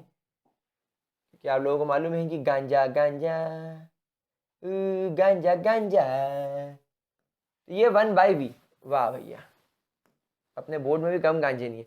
Now according to Boyle's law, मेरे प्यारे बच्चों, हमको किसका कर्व बनाना है, प्रेशर वर्सेस 1/v का, यानी हमको प्रेशर वर्सेस 1/v का कर्व बनाना है। अब आप खुद एक बात जानते हो कि जब आप प्रेशर बढ़ाओगे, जब आप प्रेशर बढ़ाते हो तो वॉल्यूम घटता है। तो हम यहां पर लेट से मेरे P1 की वैल्यू 10 है तो मेरे V1 की वैल्यू भी 10 होगी। तो यहां पर P1 की वैल्यू अगर 10 है तो V1 1/v की वैल्यू क्या हो जाएगी, ये तो 10 विल बी इक्वल टू 0.1, ये वॉल्यूम हो जाएगा। नाउ अगर आप प्रेशर 2 की वैल्यू बढ़ाकर 20 कर देते हो तो हमारा वॉल्यूम भी चेंज होकर हो जाएगा 5। तो अब यहां पर आपने अगर P2 की जगह यानी प्रेशर की जगह अगर आप यहां पर 20 लिखना चाह रहे हो तो ये 1/v की वैल्यू क्या हो जाएगी, 1/5, यानी कि 0.2। सो 20 विल बिकम इक्वल टू 0.2। अब जब आप यहां पर P3 की वैल्यू 25 कर रहे हो तो V2 की वैल्यू चेंज होकर हो जाएगी 4। तो यहां पर जब आप लोग रखोगे 25 तो 25 विल बी इक्वल टू 1/4, यानी कि 25 विल बिकम इक्वल टू 0.25। यानी कि अगर मेरा प्रेशर बढ़ रहा है तो वॉल्यूम तो घट रहा है, बट 1/v का वैल्यू बढ़ रहा है, बट मेरे 1/v की वैल्यू बढ़ रही है। देखो पहले 0.1 थी 1/v की वैल्यू, फिर प्रेशर बढ़ाने पर 10 से 20 करने पर 1/v की वैल्यू 0.2 हो गई, फिर प्रेशर 20 से 25 बढ़ाने पर 1/v की वैल्यू 0.25 हो गई। तो जैसे जैसे आप प्रेशर बढ़ा रहे हो वॉल्यूम तो घट रहा है, लेकिन 1/वॉल्यूम की वैल्यू इंक्रीज हो रही है। अब आपको क्या करना है, P इंटू वी का, P वर्सेस 1/v का ग्राफ बनाना है। तो जरा देखिए, ये देखो ये आ गया P वर्सेस 1/v का ग्राफ। जैसे जैसे प्रेशर बढ़ रहा है, जैसे जैसे मेरे प्यारे बच्चों प्रेशर बढ़ रहा है, देखो जैसे ये तुम्हारा प्रेशर हो गया P1 तो 1/v की वैल्यू हो गई ये। फिर तुमने जैसे प्रेशर बढ़ाया P2 तो देखो 1/v की वैल्यू भी बढ़ गई, ये देखो जीरो से दूर आते जा रहे हैं। फिर जैसे तुमने प्रेशर की वैल्यू P3 कर दी, देखो 1/v की वैल्यू और बढ़ गई, जीरो से और दूर आ गए। सो यहां पर सीधा सा कॉन्सेप्ट है दैट एस प्रेशर बढ़ेगा वैल्यू वॉल्यूम का घटेगा, लेकिन 1/v की वैल्यू तो डेफिनेटली इंक्रीज होगी। तो आपको एक सिंपल ग्राफ मिलेगा, स्ट्रेट लाइन मिलेगी। ठीक है, तो किसी भी ग्राफ को बनाना हो, अगर आपको एग्जाम में बोल दिया जाए कि भैया P वर्सेस V का ग्राफ बनाओ तो आप बना सकते हो। P वर्सेस PV का ग्राफ बनाना हो आप बना सकते हो। वॉल्यूम वर्सेस PV का ग्राफ बनाना हो आप बना सकते हो। P वर्सेस 1/v का ग्राफ बनाना हो बना सकते हो। बस आपको इमेजिनेशन में आना चाहिए कि भैया बॉयल्स बोलता क्या है। बॉयल्स बोलता है प्रेशर बढ़ाऊंगा तो वॉल्यूम घटेगा। बॉयल्स बोलता है pressure is equal to K/V और K is always equal to PV। मतलब तुम प्रेशर की कितनी वैल्यू बदल दो, वॉल्यूम की वैल्यू ऐसे बदलेगी कि उन दोनों का मल्टीप्लीकेशन हमेशा सेम आएगा। तो आप किसी भी तरीके के ग्राफ को प्लॉट कर सकते हो, दुनिया के किसी भी ग्राफ को आप प्लॉट कर सकते हो, अगर आपको यह बॉयल्स लॉ इमेजिन हो गया। ठीक है, आगे बढ़ते हैं गाइस सेकेंड लॉ की तरफ। नेक्स्ट जो हम लोगों को स्टडी करना है वो है हमारे चार्ल्स अंकल का लॉ। अब सर चार्ल्स अंकल के लॉ की भी क्या कोई ट्रिक है, जैसे आपने बॉयल्स लॉ की बताया था, जैसा बाप, बी फॉर बाप, बाप मतलब पापा, तो पापा वाला लॉ, पापा वाला, पापा से प्रेशर, वाला से volume, pressure is inversely proportional to volume. तो क्या चार्ल्स लॉ के लिए भी कोई ट्रिक है? तो यस, सी फॉर चाचा, चाचा की टीवी, चाचा की टीवी वाला लॉ। ये लॉ कौन सा है? ये लॉ हमारे चाचा की टीवी वाला लॉ है। दिस लॉ इज फॉर चाचा की टीवी। सर चाचा की टीवी मतलब क्या? चाचा मतलब चार्ल्स, टीवी का टी मतलब आपका टेम्परेचर, और वॉल्यूम मतलब की वी। तो चाचा की टीवी वाला लॉ। तो पहला लॉ पापा वाला लॉ, यानी बाप वाला लॉ, पापा वाला लॉ, प्रेशर वॉल्यूम लॉ, और दूसरा लॉ होता है चार्ल्स लॉ, मतलब कि चाचा की टीवी, मतलब इसके अंदर दो चीजें आ गई, आपका वॉल्यूम एंड टेम्परेचर। मैं पहले आपको नोट पैड के ऊपर चार्ल्स दादाजी का एक्सपेरिमेंट समझा देता हूं कि चार्ल्स दादाजी ने क्या किया था। तो देखिए चार्ल्स दादाजी का सिंपल काम था। चार्ल्स दादाजी ने भी यहां पर दो नहीं, बेसिकली एक ही चेंबर लिया था, दो तो मैं आपको उसको करके बता रहा हूं। सो बेटे जी ये देखिए बेटे, ये ऐसे हो जाएगा बेटे, ये आपका एक चेंबर हो गया बड़े, और बड़ा ये आपका दूसरा चेंबर हो गया बड़ा। क्या बड़ा, समझ में आ रहा है कि नहीं बड़ा? तो बड़ा ये आपका चेंबर हो गया बड़ा, ठीक है बड़ा। फिर इस चेंबर के अंदर बड़ा हमने क्या करा बड़ा कि एक फ्रिक्शनलेस पिस्टन लगा दिया बेटा, कुछ ऐसा, ठीक है। और इसके अंदर क्या करा, हमने गैस भर दी, ठीक है। यहां पर आप लोगों को ध्यान रखना है कि जो गैस है, आपका जो गैस है, इस गैस के मोल्स एंड जो प्रेशर है, it should be kept constant, it should be kept constant. तो इनिशियली आपने यहां पर गैस का वॉल्यूम ऑब्जर्व करा B1, और अभी इस पूरे सिस्टम का टेम्परेचर है T1। अब आपने क्या करा, इसके टेम्परेचर को बढ़ाना चालू करा। अब आपने क्या करा, अब आपने इसके टेम्परेचर को बढ़ाना चालू करा। तो जैसे टेम्परेचर बढ़ने लगा, आप क्या देखते हो कि आपका ये जो फ्रिक्शनलेस पिस्टन है, ये निकल के ऊपर चला गया।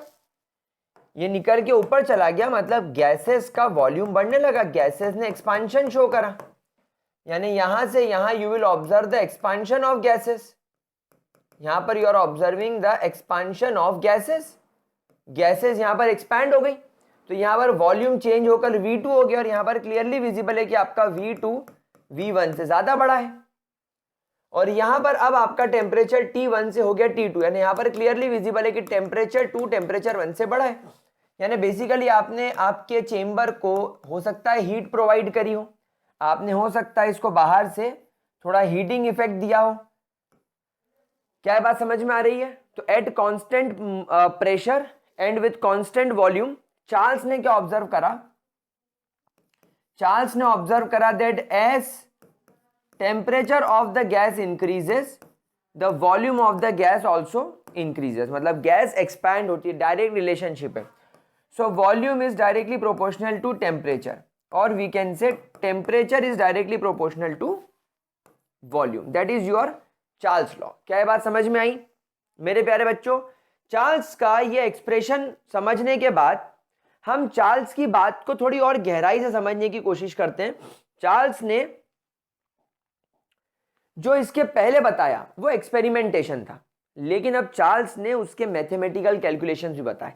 चार्ल्स ने हमें एक बात बताई, चार्ल्स अंकल ने हमें एक बात बताई कि जब आप प्रेशर कांस्टेंट रखते हो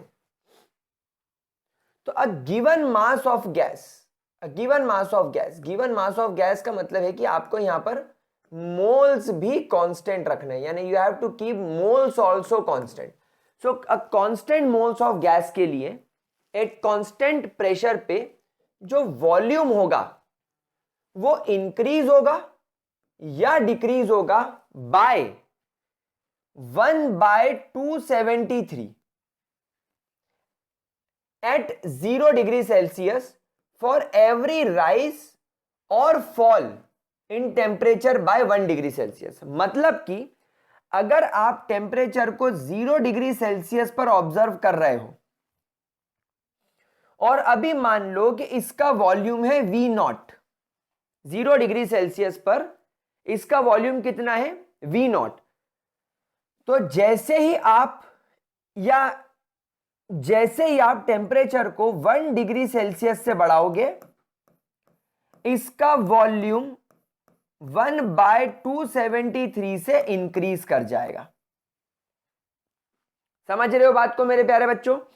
सो जैसे ही आपने टेम्परेचर को 1 डिग्री से बढ़ाया या 1 डिग्री से कम करा, उस पर्टिकुलर गैस का वॉल्यूम 1/273 से बढ़ जाएगा या 1/273 से घट जाएगा। क्या ये बात समझ में आ गई?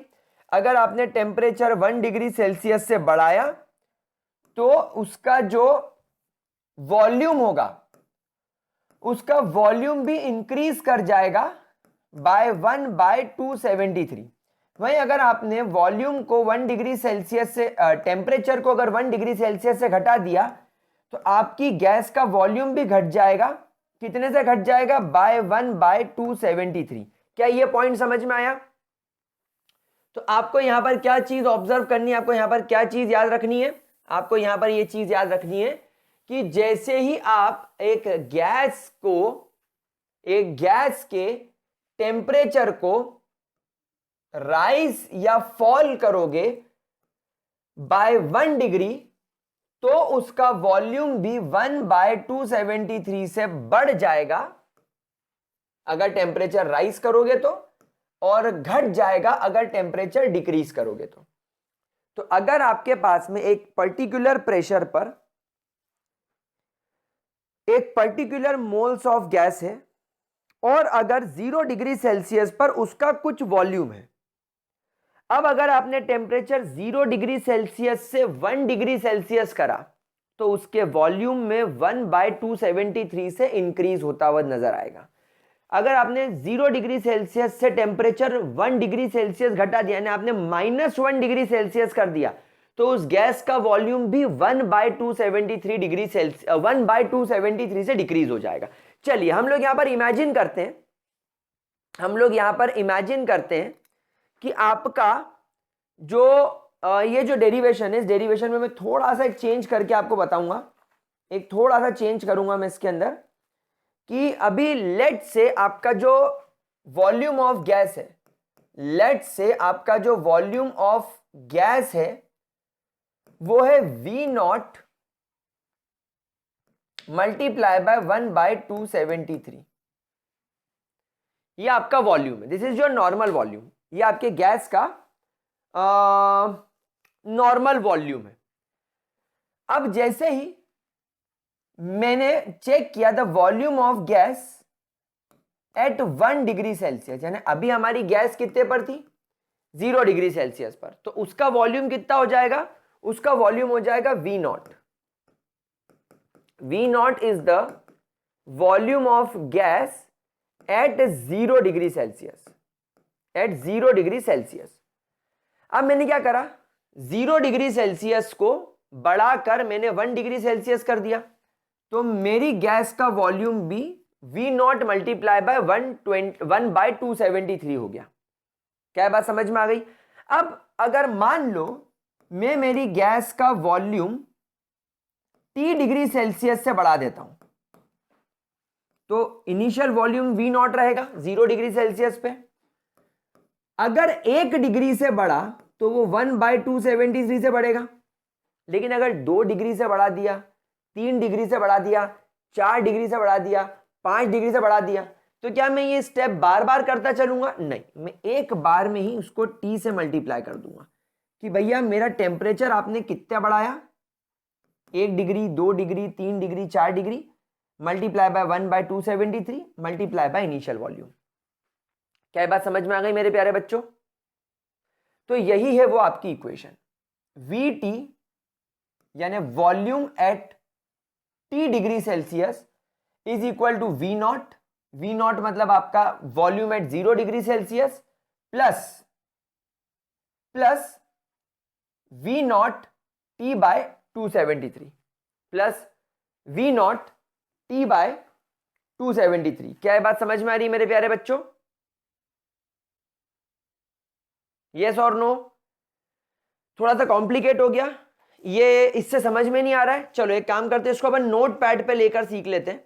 हम इसको एक काम करते हैं, हम इस एक्सप्रेशन को नोट पैड पर लेकर मैं आपको अपनी स्टाइल में समझा देता हूं ताकि आपको ज्यादा बेटर तरीके से अंडरस्टैंडिंग बने। चलिए तो यहां पर मेरे प्यारे बच्चों हम लोग let's say we can say that volume of gas at 0 degree Celsius is V naught. कोई तकलीफ, कोई परेशानी मेरे प्यारे बच्चों? पक्की बात 100%? नाउ अगर आपने टेम्परेचर को इंक्रीज करा बाय 1 डिग्री सेल्सियस तो आपका अब वॉल्यूम कितना हो जाएगा? वॉल्यूम हो जाएगा वी नॉट मल्टीप्लाई बाय 1/273। आपका वॉल्यूम 1 डिग्री से बढ़ाने की वजह से आपका वॉल्यूम इतना बढ़ गया। अब अगर मान लीजिए आपने टेम्परेचर को इंक्रीज करा बाय T डिग्री सेल्सियस तो ये कितना हो जाएगा? V naught multiply by 273। Initial volume 1/273 से बढ़ जाएगा मल्टीप्लाई बाय टेम्परेचर। आप कितना टेम्परेचर दे रहे हो, ठीक है? Now the new volume, now the volume at T degree Celsius. देखो दोनों चीजों में फर्क है। जब आपका वॉल्यूम T डिग्री सेल्सियस पर हो जाएगा तो वो कैसे निकालेंगे? सबसे पहले आपको लिखना पड़ेगा कि भैया मेरा इनिशियल वॉल्यूम कितना था। तो सबसे पहले मैं लिखूंगा volume at 0 degree Celsius plus volume increased by T degree Celsius. मतलब मुझे लिखना पड़ेगा भाई, अभी मेरे को एक बात बताओ, ये वैल्यू कहां से? ये है कि इतने से बढ़ जाएगा, इतने से बढ़ जाएगा। समझो बात को। जैसे मान लो मैंने YouTube पे चैनल खोला, शुरू में मुझे मिले 0 रुपीस, शुरू में मिले मुझे 0 रुपीस। अब 0 रुपीस के बाद में मैंने पढ़ाना चालू करा, पढ़ाना चालू करा, पढ़ाना चालू करा। रास्ते में मुझे मिले YouTube से कुछ पैसे, तो फाइनली मुझे YouTube से 1000 रुपए मिले लेट से। और उसके अलावा मुझे एक बुक वाले ने बोला कि मेरा प्रमोशन कर दो, उसने मुझे मिले 200 रुपए, ठीक है? तो आपको यह लग रहा है, या चलो लेट से जब मैंने YouTube पे चैनल खोला तब मेरी जेब में थे 10 रुपए। तब मेरी जेब में कितने थे? 10 रुपए। इनिशियली मेरी जेब में थे 10 रुपए। YouTube का चैनल खोलने के बाद में मैंने कमाए 1200 रुपए। तो ये जो वैल्यू है ना, ये 1200 रुपए है चैनल खोलने के बाद। ये जो वैल्यू है ये 1 डिग्री पर है, और ये जो वैल्यू है ये चैनल खोलते वक्त है। अब आपसे बोल रहा है कि आज चैनल खोलने के बाद टोटल तेरी जेब में कितने रुपए? तो मैं बोलूंगा 10 रुपए चैनल खोलने के पहले थे और 1200 रुपए चैनल खोलने के बाद आए। ये वही चीज है। आपसे बोल रहा है कि जब आप T डिग्री सेल्सियस पर गैस को पहुंचा दोगे तो उस वक्त गैस का वॉल्यूम क्या होगा? तो गैस का वॉल्यूम 0 डिग्री सेल्सियस पर कुछ था और T डिग्री सेल्सियस पर पहुंचने के बाद इतना हो गया, तो टोटल वॉल्यूम क्या हो जाएगा? समझ में आ रही है मेरे प्यारे बच्चों को बात? Understanding the actual concept. बहुत सारे बच्चों को इसमें प्रॉब्लम होती है। सो ये हो जाएगा वी नॉट, मैं इसको लिखूंगा VT, volume at temperature T। V naught is equal to V naught multiply by T upon 273। तो VT is equal to V naught, इन्होंने कॉमन निकाल लिया और ये हो गया 1 plus T upon 273, 1 plus T upon 273। तो हम लिख सकते हैं VT is equal to V naught 273 plus T upon 273, and this is the formula for Charles law. मेरे प्यारे बच्चों, यही है आपके चार्ल्स लॉ का फॉर्मूला। इसको जरा अच्छे तरीके से नोट कर लो ताकि हम लोग इसको देखकर आगे बढ़ सकें, हम इसे लेकर आगे बढ़ सके मेरे प्यारे बच्चों। Now what is 273 is the initial temperature. 273 kelvin is the initial temperature, और we can say initial temperature. And ऊपर वाला इसको अपन कैपिटल टी ले लें, यानी ये तुम्हारा फाइनल टेम्परेचर हो जाएगा। 273 में कितना टेम्परेचर बढ़ाया, तो इस इक्वेशन को आप ऐसा भी लिख सकते हैं, V T is equal to V naught T T upon T naught. ये भी आपका फॉर्मूला हो सकता है। ठीक है, अब आपको ये बढ़िया तरीके से समझ में आया। देखो, मेरी हाथ से लिखे हुए डेरिवेशन में ज्यादा मजा आता है। इस डेरिवेशन को नोट कर लो, इस डेरिवेशन को नोट कर लो, फिर आगे बढ़ते हैं। Note down this derivation, note down. Okay, तो अब आप लोगों को वो एक्सप्रेशन जो मैंने थोड़ी देर पहले नोट पैड पे पढ़ाया था, क्या बढ़िया तरीके से समझ में आ गया? ठीक है, तो वही इक्वेशन यहां पर आप देख सकते हो, V T upon V naught is equal to T one upon T naught. तो आप उसको अरेंज करके लिख सकते हो, कोई खास प्रॉब्लम वाली बात नहीं है मेरे प्यारे बच्चों।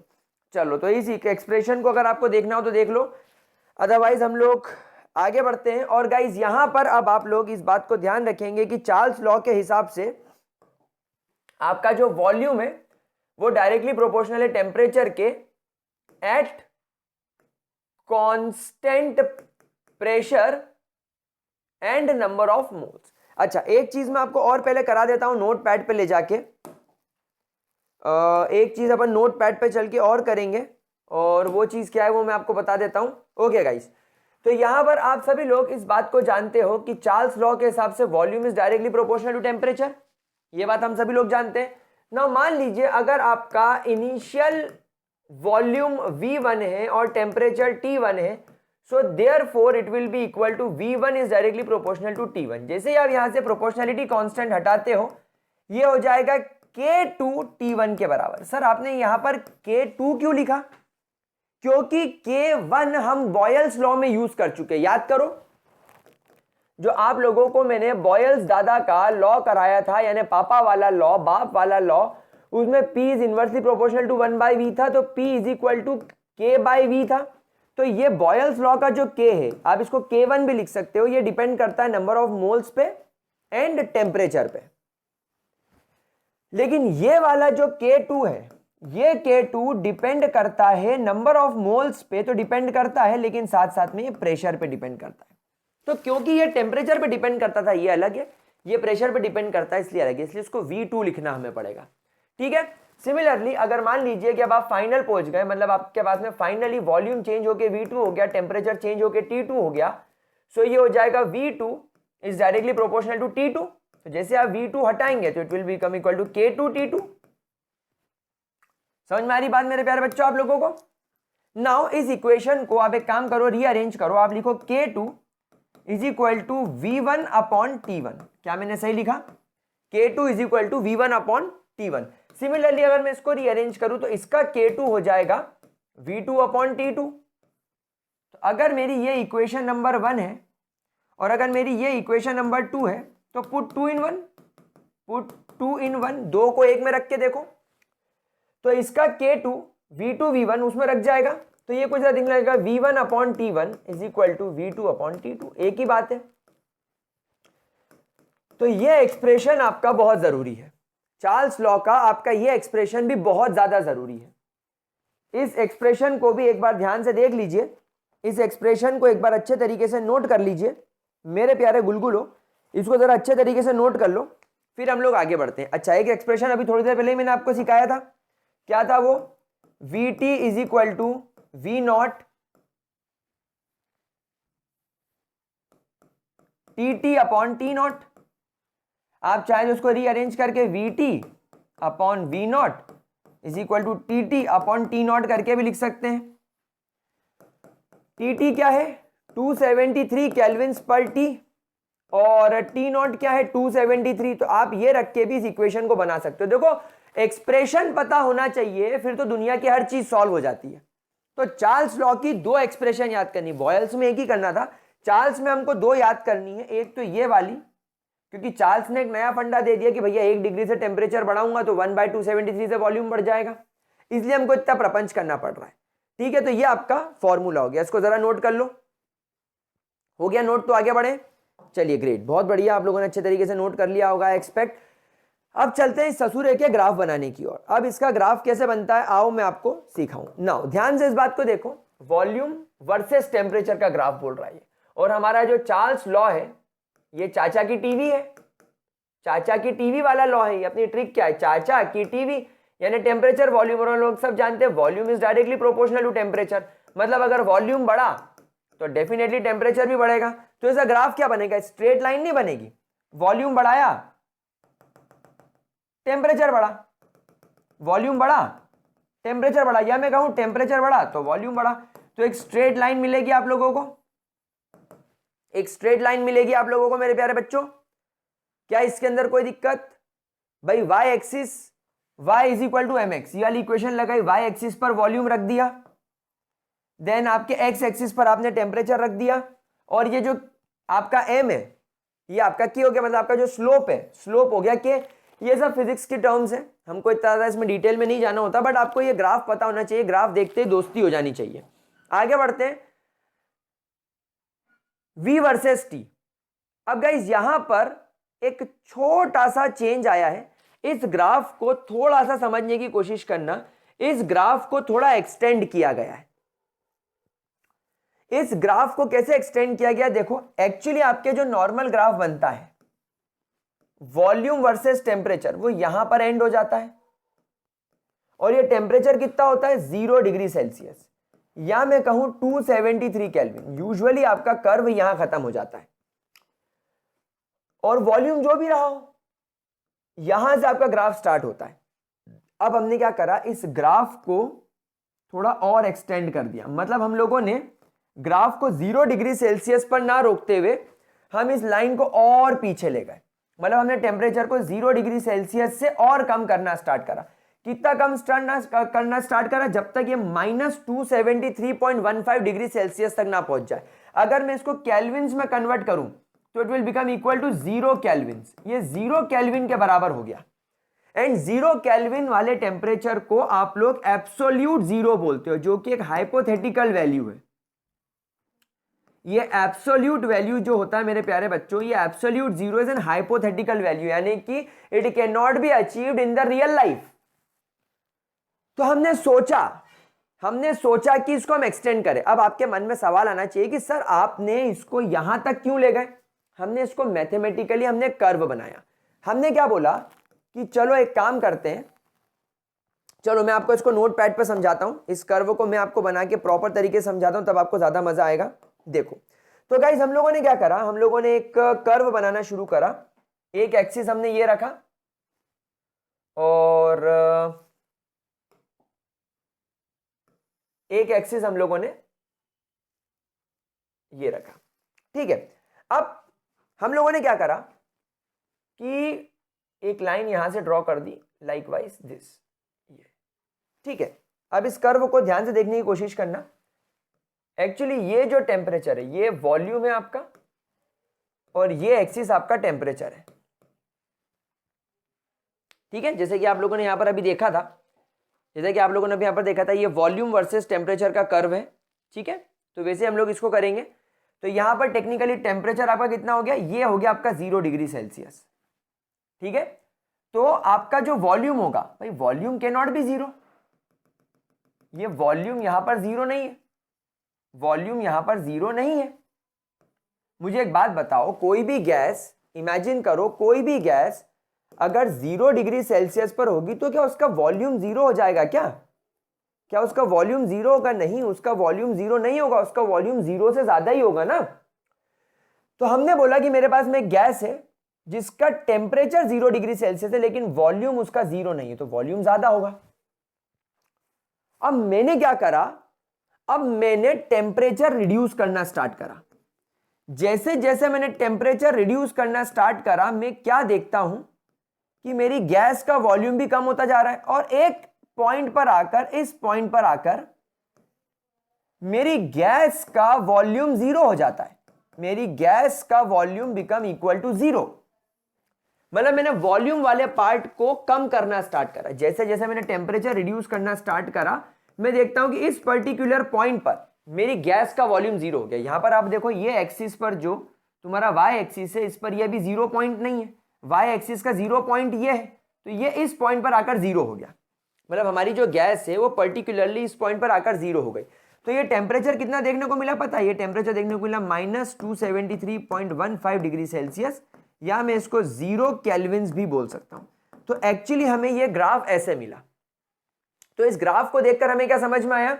That when the volume of a gas, so when the volume of a gas becomes equal to 0, that it becomes equal to 0, the temperature is -273.15 degree Celsius, or we can say 0 kelvins, and this temperature is called as absolute zero। इस temperature को आप लोग absolute zero कहेंगे। ठीक है मेरे प्यारो, any problem? तो ये ग्राफ कैसे मिला? ये ग्राफ हमें मिला, हमने मैथमेटिकली इस ग्राफ को ऑब्टेन किया। क्या ये रियल लाइफ में हो सकता है? नहीं, ये सिर्फ मैथमेटिकली ही हो सकता है, ये सिर्फ ऑन पेपर हो सकता है, रियलिटी में नहीं हो सकता। हमने क्या देखा? हमने देखा कि 0 डिग्री सेल्सियस पर गैस का वॉल्यूम इतना है, एट 0 डिग्री सेल्सियस गैस का वॉल्यूम इतना है। हमने पेपर पे यही V is directly proportional to T वाले एक्सप्रेशन से हमने टेम्परेचर और कम करना स्टार्ट करा, तो हमने देखा वॉल्यूम और कम हो गया। हमने टेम्परेचर और कम करा, हमने देखा वॉल्यूम और कम हो गया। हमने टेम्परेचर और कम करा, तो हमने क्या देखा? वॉल्यूम और कम हो गया। हम वॉल्यूम को कम करते करते करते करते कहां पहुंच गए? 0 पे। जब गैस का वॉल्यूम 0 हो गया, तब हमने क्या पाया? तब हमने पाया कि टेम्परेचर इतना है। तो this temperature is called as absolute zero. ठीक है प्यारे बच्चों, बहुत बढ़िया कर्व है, बहुत बढ़िया ग्राफ है। अगर समझ में आ जाए तो बल्ले बल्ले पुर्र हो जाता है। ठीक है मेरे प्यारे बच्चों। अच्छा, बहुत सारे बच्चों के मन में सवाल आएगा कि सर एक बात तो बता दो कि 0 डिग्री सेल्सियस पर ये जो आप बोल रहे हो कि आपकी गैस का वॉल्यूम है कितना था? ये 22.4 लीटर रहा होगा। Definitely at 0 degree Celsius, at 0 degree Celsius आपकी गैस का वॉल्यूम 22.4 लीटर होगा। कब? जब आप गैस आपने 1 मोल ले रखी होगी। जब गैस आपकी 1 मोल होगी तब 22.4 लीटर होगा। अब आपने और टेम्परेचर कम करते चले गए, टेम्परेचर कम करते चले गए, वॉल्यूम घटता चला गया, घटता चला गया, अल्टीमेटली यहां पर वॉल्यूम कितना हो गया? वॉल्यूम 0 हो गया। तो टेम्परेचर कितना मिला? -273.15 केल्विन्स। क्या है दिक्कत कोई इसके अंदर किसी भी तरीके की? पक्का? ग्रेट। नाउ ये ग्राफ देखो मेरे प्यारे बच्चों। Now this graph is between volume and temperature at different pressure. मतलब अलग अलग प्रेशर पर आप इसको निकाल सकते हो। सो सबसे पहली और इंपॉर्टेंट बात समझना, theoretically minimum possible temperature is absolute zero. यानी ये थियोरेटिकली है, रियल लाइफ में पॉसिबल नहीं है, रियल लाइफ में पॉसिबल नहीं है। अच्छा, एक इंपॉर्टेंट बात और बता दूं, जब कभी भी आपको दुनिया में, साइंस में, केमिस्ट्री में, फिजिक्स में वॉल्यूम वर्सेस टेम्परेचर का कर्व मिलता है, यानी आपको एक कर्व बनाने को बोला जाता है कि भैया आप कर्व बनाओ वॉल्यूम वर्सेस टेम्परेचर और प्रेशर को कांस्टेंट रखो बाय कीपिंग प्रेशर कांस्टेंट। तो इस प्रकार के कर्व को आइसोबार्स बोला जाता है। This type of curve is called as isobar, where iso का मतलब कांस्टेंट एंड बार्स मतलब प्रेशर। तो pressure is constant, so volume versus temperature के कर्व को ये बोला जाता है। अब आप जरा इस कर्व को देखो। अब गाइज यहां पर प्रेशर को चेंज किया गया है। हम लोगों ने गैस ली जिसका वॉल्यूम टेक्निकली यहां पर 0 है, -273.15 डिग्री सेल्सियस से हमने इसको लेना स्टार्ट किया। ठीक है प्यारे बच्चों, तो अब हमने जैसे इसको -273.15 डिग्री सेल्सियस से लेना स्टार्ट किया, अब मैं टेम्परेचर बढ़ा रहा हूं। Now I am increasing the temperature. मैं धीरे धीरे धीरे धीरे टेम्परेचर बढ़ा रहा हूं। तो अब आप देख रहे हो कि गैस का वॉल्यूम भी धीरे धीरे धीरे धीरे बढ़ता जा रहा है। अब आप देखो प्रेशर 1 में सबसे ज्यादा वॉल्यूम है। प्रेशर 1 में जो आपको वॉल्यूम इंक्रीज होता हुआ नजर आ रहा है वो मैक्सिमम है। क्यों मेरे प्यारे बच्चों, ऐसा क्यों हो रहा है? क्योंकि प्रेशर 1 सबसे ज्यादा है, प्रेशर 1 सबसे ज्यादा है as compare to pressure 2 and as compare to pressure 3। क्या बात समझ में आ रही है? कोई दिक्कत मेरे प्यारे बच्चों? देख लो इस कर्व को, यानी अलग अलग प्रेशर पर आपको सेम वैल्यू दिखाई देगी। कहने का मतलब ये है, कहने का मतलब ये है कि अलग अलग प्रेशर पर आप लोगों को, अलग अलग प्रेशर पर आप लोगों को सेम टाइप की वैल्यू दिखाई देगी, इंक्रीज होती हुई नजर आएगी। भले प्रेशर 1 हो, प्रेशर 2 हो, प्रेशर 3 हो, प्रेशर 1 प्रेशर 2 से ज्यादा हो, प्रेशर 3 से भी ज्यादा हो, लेकिन आप लोगों को एक कॉन्स्टेंटली इंक्रीज होता हुआ ही कर्व दिखाई देगा, आपको कर्व बढ़ता हुआ ही नजर आएगा, यही वाला कर्व दिखाई देगा। लेकिन आपको यहां पर प्रेशर अलग अलग लेना पड़ेगा। क्या इसके अंदर कोई दिक्कत? क्या ये चीज अच्छे तरीके से समझ में आ गई? अच्छा, अभी मैं आपको प्रेशर, वॉल्यूम और टेम्परेचर का कोरिलेशन यहां पर नहीं समझा रहा हूं। देखो यहां पर प्रेशर भी है, वॉल्यूम भी है और टेम्परेचर भी, लेकिन अभी मैंने आपको इन तीनों का कोरिलेशन नहीं समझाया। क्यों? क्योंकि हम लोग अभी एक एक करके सारे ग्राफ पढ़ रहे हैं।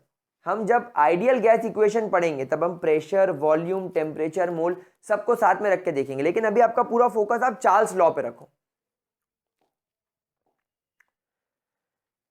ठीक है प्यारे बच्चों, तो यहां पर आपका चार्ल्स लॉ खत्म होता है। अब इसके आगे Avogadro law, Gay Lussac law, ideal gas equation, ये सब हम लोग हमारे अगले लेक्चर में डिस्कस करेंगे। फिर उसके अगले लेक्चर में हम लोग kinetic molecular theory of gases, Dalton's law of partial pressure and grams law of diffusion देखेंगे, एंड ऑलमोस्ट हमारा चैप्टर खत्म हो जाएगा। मतलब ये सेकंड लेक्चर हो गया, दो एक लेक्चर और लगेंगे और हमारा चैप्टर कंप्लीट हो जाएगा। तो चार्ल्स लॉ तक अगर किसी को कोई डाउट हो तो कमेंट सेक्शन में अब भी लिख के बता दो, ताकि मैं अगले लेक्चर के पहले तुम्हारे डाउट्स देख के उसको क्लियर कर सकूं। लेकिन जैसे ही चैप्टर खत्म हो गया फिर मैं शायद डाउट्स ना ले पाऊं। तो that's all, bye bye, take care, note कर लीजिएगा अच्छे से।